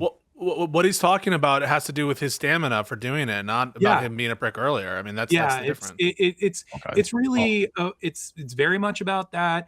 I'm okay with sticking around for maybe like another 10-15 minutes. I do have one point that I want to make, which is outside of all this, which I don't think is going to provoke a very long conversation. So at some point I want the ability to say that. Hit it. Let's do it now. But I would okay, we could, but I would like, if it's cool, I would like to, because I feel like I talked over Ogreboy more than I should have. We're so far past whatever like, I was. Yeah, we're good. It's good, dude. Fine. Yeah, just go ahead. Let's do the last point.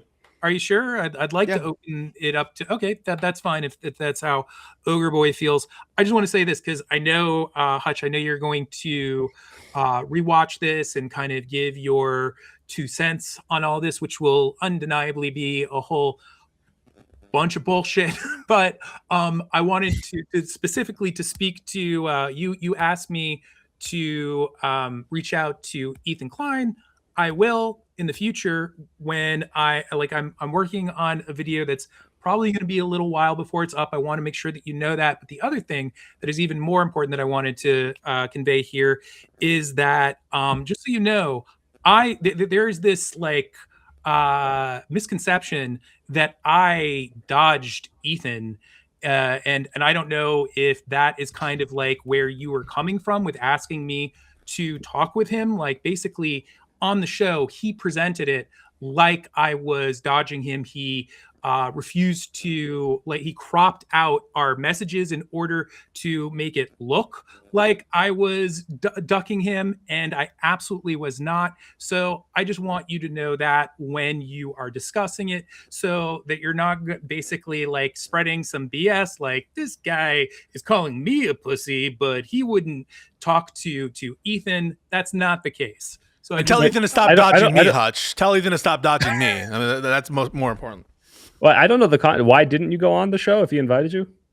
He invited me. He told me that I could come on anytime that I wanted, and I made the thinking about it, just remembering the details. I made the date with them, and then something came up on my end. I wrote them and said that I couldn't make it. And then literally 1 minute after that, I wrote like, but I want to reschedule as soon as possible. Give me a list of dates, something like that. It's on like Donkey Kong, and they cropped it right at the point. Like literally, you can see if you look at the full picture, because it's like Twitter, and you can see the like timestamps. You can see that 1 minute after the first message that I sent came the other, and they showed it like in a misleading fashion. And then on top of that, Ethan couldn't even make it himself. They didn't end up doing a show that day. So it's just kind of ridiculous in all sorts of ways. I was not ducking him. If anything, it's the other way around. I made it very clear. I also messaged Dan, the one of the crew guys, and just kept on saying like, have me on. So I think that is the actual story with that, just so everyone knows. That was the thing that you wanted to close out on? Yeah. I wanted to make sure that you knew that. I mean, I guess I could say more substantially that it's my belief, with all of the vote discussion that we had, that that I think that by shaming those who took a principled stand inside that situation, it's my belief that you guys are actually creating more voter apathy by creating this, contributing to this feel of it being kind of like, it's our club, you're in, you guys are out. And I wouldn't feel that way. I wouldn't feel that way if I didn't think that those people were actually doing something active to create a necessary change that they felt like they had to do. Like, again, like I don't dispute. I don't think that they worked against the endeavor for Kamala to win. I think that they actively did something to like help the situation, and that's the way. Listen, Vadim, I don't even shame necessarily Trump supporters in general. I think they deserve it, but like a lot of the times you can embrace these people with empathy and like have them admit they made a mistake. The problem is when these people who chose to do what you say, take a principled stance, then come out and talk shit about the Democrats, like, wow, look how awful this is, and this should have happened. It's like, well, what did you do? And the answer is, in my opinion, not enough. So it's not people that everyone on vote shaming. It's specifically the shit talkers. I go on the Vanguard. I go talk to lefty people. I go on fucking Crystal and Kyle. I interface with these people in good faith, and I don't at every opportunity say, you know what, Crystal Ball, you really should have endorsed Kamala Harris. I don't do that shit. But it's when people come with this attitude and start talking shit, that's bullshit, and I want to call that out. Yeah, I respect that. I respect that, but that's like why I'm here talking about this in the first place. Well, Hutch guys, Hutch is trying to talk. Hutch is trying to talk. Thank you. Thank you. Wow, taking initiative on that one. I don't dispute that people like Hassan and people that are kind of in the circles that you guys prefer, that have good intentions. Like, I don't dispute that they want good outcomes for people. I don't think they're evil people in service of some kind of evil agenda. I just find both like we're using dead Palestinian children as an ornament. I find your tactics. Yeah. I firmly believe that. I find your tactics. Okay, then spare me the bullshit. I find your tactics to be completely incoherent. I don't know what principle you're upholding by taking some kind of action to materially assist Republicans winning elections. I don't think that gets you anywhere closer to your goal. And kind of expanding on that a little bit, I don't think it positions you guys to actually extract more concessions in the future, because if the party apparatus views your particular wing of like left-wing politics, or supposedly the Democratic Party coalition, if they view you guys to be unreliable members of the coalition, I don't know why they would prioritize trying to curry favor with you guys over pivoting to the center. I'm saying that you can push politicians when they're in office, and I think Biden is a really fucking good example of this. Like, he was pushed left on a number of issues. You had an open door with Biden. You had an open door, but not on everything. Not on Gaza, perhaps. Not on everything. But now, where are the protests against the Trump administration? That way. After he won, he invited the left wing to be in the discussions about what should go in the ARP. And no, they didn't get every provision. And yes, people like Manchin and Sinema blocked some provisions that I'm sure his domestic policy was influenced a lot by Bernie. Yes, it was. And Warren and like a lot of the activist groups. You have that opportunity to get those concessions after they win. If you guys continue to do this strategy of we're going to threaten to help Republicans win, I don't know what choice you give the Republican Party, but to pivot to the center. This is the victory. This is the victory of the Bernie side of the victory of the Bernie wing in 2016 and 2020 manifested itself in Biden's administration domestically. And you don't want to take credit for it, even though it was the most left-wing domestic policy that we've seen in decades, perhaps ever. And so that's what I don't understand. Like, Bernie did something incredible to the Democratic Party. Bernie did something incredible by hanging on to the last minute in order to get as much concessions as humanly possible. No, hang on. He endorsed Hillary Clinton. He endorsed both Hillary. He endorsed Joe Biden, and it's a great accomplishment of the progressive movement. Specifically blamed Bernie for staying into the races for as long as he did. I think that's dumb. Yeah, that's dumb. No, well, we can debate that, but I think he cost her 2016. I do think he cost her that. Yeah, and he took a different approach in 2020. Do you realize that? As soon as it became obvious that he did not have a path, he dropped out very immediately after Super Tuesday and endorsed Biden. That was the correct thing to do. It wasn't immediately after Super Tuesday, but it was obvious. It was right after. It was around the time that I believe Wisconsin, if nothing else. There were several. You might be right. I say right after. I mean, like within more primaries a reasonable after amount of time. And ultimately, he did drop out. But it was after the idea of the risk associated with making people stand in lines during COVID and the sort of health toll that was going to take on people. Well, either which way, that was the correct move to do. And he got a lot of criticism from the left flank for endorsing Biden. A lot of people viewed that to be a betrayal. But I think that itself kind of shows you that people that have that kind of view, I really don't think that they're seriously gaming out the dynamics. And I think it's misguided. I don't think they're evil. I don't think Hassan's evil. I don't think you guys are evil. But philosophically, I don't understand the principle that you uphold by allowing Donald Trump to win or by not doing everything you can. Do you actually think in your heart of hearts that the shit that Mamdani did by listening to people a year out, asking what is it your main concern about living in this city, and then making his campaign pillars exactly that?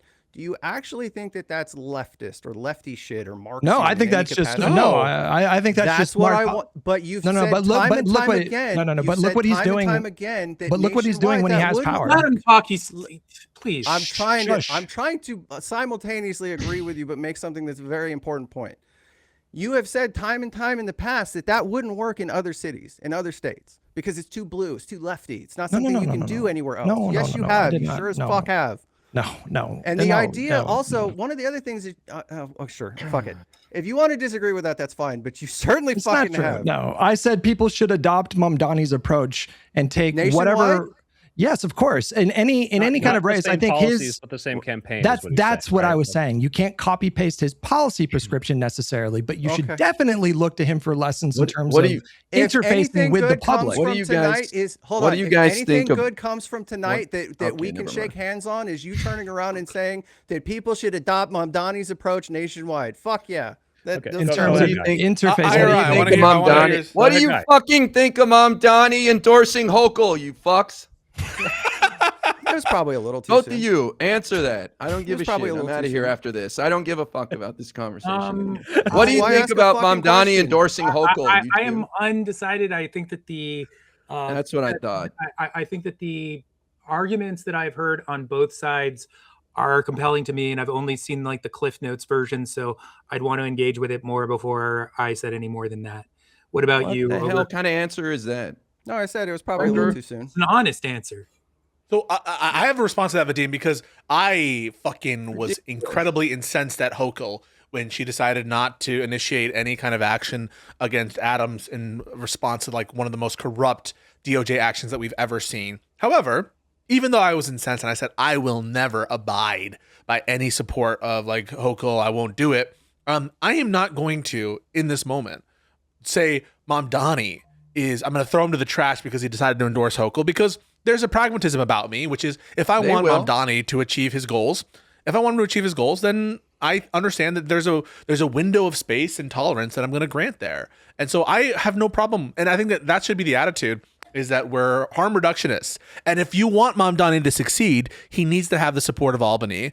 And so I don't understand why it's the case that this becomes an issue. It's like a lot of lefties, not necessarily you guys, are immune to power and immune to what it takes. And that's one of the things I think could be learned. Okay, I know you said not you guys, but by and large, we're not the other people that you're arguing with at the moment. But you're hurting Mamdani. What you just you're said, hurting him. He endorsed her too soon, so that is who he's arguing. You're hurting Mamdani by not getting behind him and not finding a reason to support his decisions. Even Mamdani's not good enough. Why is it that blind support for public? It's not blind support. No one's talking blind support. No one's talking blind. So why are you assuming I don't support him? Because you're critical of it. You just said critical of it. How is that? Okay, you said it's too soon. I have an opinion that it was probably a little too soon, much in the same way that Hutch Hutch this said is the problem. That the Democrats should have waited maybe another week before they fucking gave in and reopened the government. This is I hereby there's no consistency and no through line. I hereby declare Mamdani belongs to the liberals now. He's ours. Okay, because you guys will turn on him fully at some point. I promise you. I promise you. A certain Turkish American streamer who I will not name was today. Hold on, like turning on politicians. A certain Turkish American streamer who I will not name said today that Mamdani cannot yet be considered a betrayer. That's what he said. Okay. So I feel like he also that said he's day, part of the regime, which was that fucking day, insane. That day is coming where they fully abandon him, and I have been so impressed with Mamdani this whole time. The problem with the Hochul race is that the primary challenger is 50 points behind Hochul. Hochul is plus 15 in the state of New York. Okay, she has the leverage in this spot. He needs her more than she needs him. That's the reality. But I feel like you guys just want to fight every single fight, and you call it principle. Yep. What the fuck were you doing? I didn't. All right. You're trivial. Let's give the Demon Ogreboy the final word, guys. Give your thoughts on the whole conversation. Tell us where people can find you. What's coming up for you, Vadim? You go first. I am to be found at Hey It's Vadim on most things, Twitter and YouTube. I'll have my first video in a long ass time, way too long, in a few weeks, and I think you'll hear about it whether or not you go and subscribe. If I'd really like just to say that thanks for having me on, really, I don't have anything to kind of wrap this up. I feel like my brain is evaporating in real time right now, but I would like to. Maybe Ogre doesn't want to take the opportunity, but I would like. I feel like there is a thought or two that he didn't get to say over the course of the evening, so I'd like to just give it over to him, and he can take all the rest of my time. Thank you very much. Hey, Ogreboy, final thoughts and where people can find you. My socials are at the bottom of the screen. Basically tonight I really over prepared. Obviously I have pages of notes and links and clips and articles, and all of that proved to be nothing. I wanted to have a substantive conversation about the responsibilities of the candidate versus the voting populace, or especially normies, and instead we did this, and it was what it was. Also, I have to piss like a fucking racehorse, so just glad that this is coming to a screeching end. All right. Well, thanks for coming on, guys. I think what I'll do is I'll remove you two, and then you guys can also everyone else can plug their stuff. Thanks for coming on. Thank you, guys. I'll see you guys later. Appreciate y'all. Yep. Peace it up. Bye. All right. Well, that was the longest Live and Learn episode ever done. Oh, what a fun times. All right, what's going on with you this week? Nothing exciting. I just want to say the reason why I freaked out on them is because it's this just constant cynicism that they can't get behind anything and get positive about anything. And it's this like death spiral that they're constantly in that will prevent them from getting power and just drags down the left. And this is why I don't engage with these kind of people. And I just leave them to their own misery. The goalposts have wheels. You can never win them over. Even Mamdani's not good enough for them. And it's just, they've got to figure it out, man. They've got to figure it out. I think one of the saving graces of Bernie not winning, because I did want him to win, is that he didn't win and have everyone turn on him. And even now they are, when it's like, oh, like, how dare you endorse Biden? How dare you like vote for this bill on Israel? And it's like, fuck, like this is the best we have for what our views are. It is very frustrating. Hutch, what's going on with you this week? Well, hold on, just real quickly. Finally, I just want to say, you have to go out of your way to find reasons to like candidates. They're never going to check off all the boxes. Never. I voted for Bernie in 2016. I voted for Bernie in 2020. I was happy to vote for Hillary, happy to vote for Biden. I went out of my way to find reasons to support them, just like all the Democrats. They're never going to be perfect. You have to find reasons to support them and put out positivity. That's all I got to say. Yeah. Hutch. I think if everybody on the left had IRI's perspective, we would literally have like flying cars and med beds by now. we would be living in the meme of like, the earth if blah, blah, blah happened. But, so I always appreciate your perspective. I'm glad that you're a part of this podcast, and I want to hear you speak more next time. I feel bad that you were sitting there for like an hour and charging up. He was charging up. Shut the fuck up for like 3 hours, and he finally let it out. That was he snapped. I've never heard a snap release. Like that. Yeah. I got nothing in particular going on this week. It's just regular streams starting. They're supposed to start at 8:30 a.m. Pacific, but I've been sleeping in a little bit. I'll be live for the rest of the week through Friday, and then again on Sunday. All right, Pisco, what's going on with you? Pisco, I also want to say, bro, that energy was crazy tonight, bro. I've never seen it. That was like... You've never seen me. Oh, no, this is what's true. so annoying because I'm usually on the receiving end of that, and so I was like, no. With Lefty specifically, this is the exact energy I brought to Prime Kai. Anytime I hear these same kinds of arguments, which isn't what we were talking about with respect to, for example, the Vanguard. When we brought them on, it was like, how can Biden improve to enact Biden's agenda? Very different conversation than the kind of deflections that we saw tonight. And I have never been one to not be very passionate and excited when those I think bad faith deflections rear their heads. And all he's saying is it's like when Vegeta finally stopped punching Goku and then punched the cell with him, and it's like, oh my god. but no, the difference is it's not like I decide cynically when to turn on my anger or whatever based on who I think has more clout, or based on it's just it comes from within. It's like I hear the thing and it triggers me to sort of stand up and say something. And to be honest, yeah, you have it on full display, which is you can grant that Kamala did something bad. You can grant that, this or that is bad, but the failure to answer the question when asked, or to say something like, well, Hutch is responsible for the genocide in a way that lefties aren't responsible for electoral results, when there's way more attenuation between Hutch and the genocide versus an elected official and the results of an election vis-a-vis their, constituents, etc. I find it ridiculous. I find it absolutely preposterous. And especially when it's the perfect example of cyclical conversations wherein you think you make progress sometimes, for example, Ogreboy, but then he starts talking. It's like, well, did we actually make progress? Did you actually recognize that, something wrong happened here? But I would distinguish what you just heard and what you just saw with other people with whom are on the left and where there's, I think, good engagement to be had.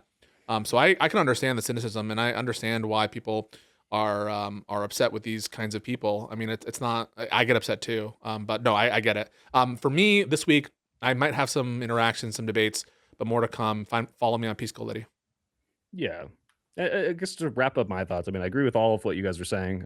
You know, and any and all pushback, most of it was just me trying to like make sure you guys weren't talking past each other. But what is ridiculous to me is like the idea that yeah, these people might not have won the election, but that you can measurably see them driving voter apathy. And go to the comment section on any of these videos, any of the clips, and it's all voting doesn't matter. If voting mattered, they wouldn't let you vote. Ratchet effect. It's like these.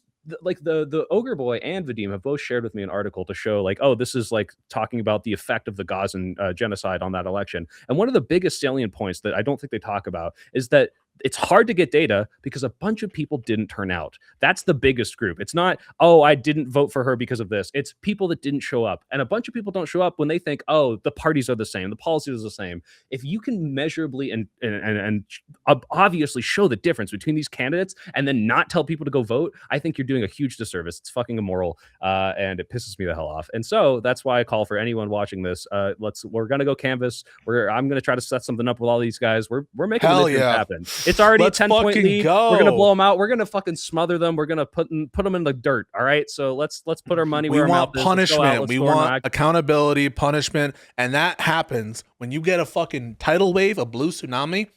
We will put these people behind bars. We will try to at the very minimum. whoa, Pisco. We'll try to. We couldn't run on that. I thought legally. No, hang on. Wait. And I think people misunderstood Hutch too. And this is so crucial in that conversation. Our conversation with Josiah was a part of it, was just about what the president should say. Yep. I never heard Hutch say that we can't say lock them up. I'm going to say lock them up because I think they did crimes. And so I have no problem saying lock them up. And guess what? I do it every fucking week. That was just a very limited conversation about what the president specifically should say in DOJ. So I think that we should. Mrs. President, we got this. Yeah. So for those of you who aren't trying to assume the office of presidency, go wild. I think you all should be talking about locking them up and them being criminals. Hell yeah. Tomorrow I might go on Pushing the Limits with Brian Shapiro, unless I get sick. Oh, sick. I'm feeling a little drippy right now. But I hope you feel better. Wait, but real quick though, I want to glaze you up a little bit because I thought you did a really good job with Michael Knowles. The other guy. I know you thought I saw the clip, Hutch. I know how good you thought I did. You got an ass to make you want to beg for the brown. What can I say? That's entered my vernacular now. Beg for the brown. That's fucking hilarious. I got it from the new Naked Gun movie. Just to be clear, but no, the other guy was speaking a lot. The other guy was really impressive, but so I felt like you had a hard time kind of getting in there. But when you did, I felt like you handled yourself really, really well. You seemed were both confident and yeah, they picked both his topics, and I let him kind of have his space, and I tried when I can. But yeah, thank you. Maybe I'll go back on. You guys should all try. They're always recruiting new people. I have a bunch of people now in Discord in the circle. Like, hey, like I saw you went on Bar Fight. I'm invited. What do I do? So I bet all of you. I might need that because sure. Andrew Wilson is trying to blacklist me because every time he calls people out for debate dodging, I'm just like, wait, you're debate dodging me, bro. And then he's like, if you keep doing this, I'm gonna tell all my like platforms never to interact with you. I'm like, all right, bet, fucking bet, dude. Definitely. And Guy, I think you'd be fucking perfect for that. Like you have the aesthetic and everything, and you just have like the way you demolish Ben Shapiro. Imagine that, but then Michael Knowles is like a huge fucking pushover. Like he just lets you just say whatever he wants, and he has no room to stand on. So do it, guys, and thanks for tuning in, everyone. Sorry, I know some people thought this was painful. I thought it was mostly entertaining, but also maybe not mostly peaceful. But we had a good time, mostly peaceful conversation. So tune in next week.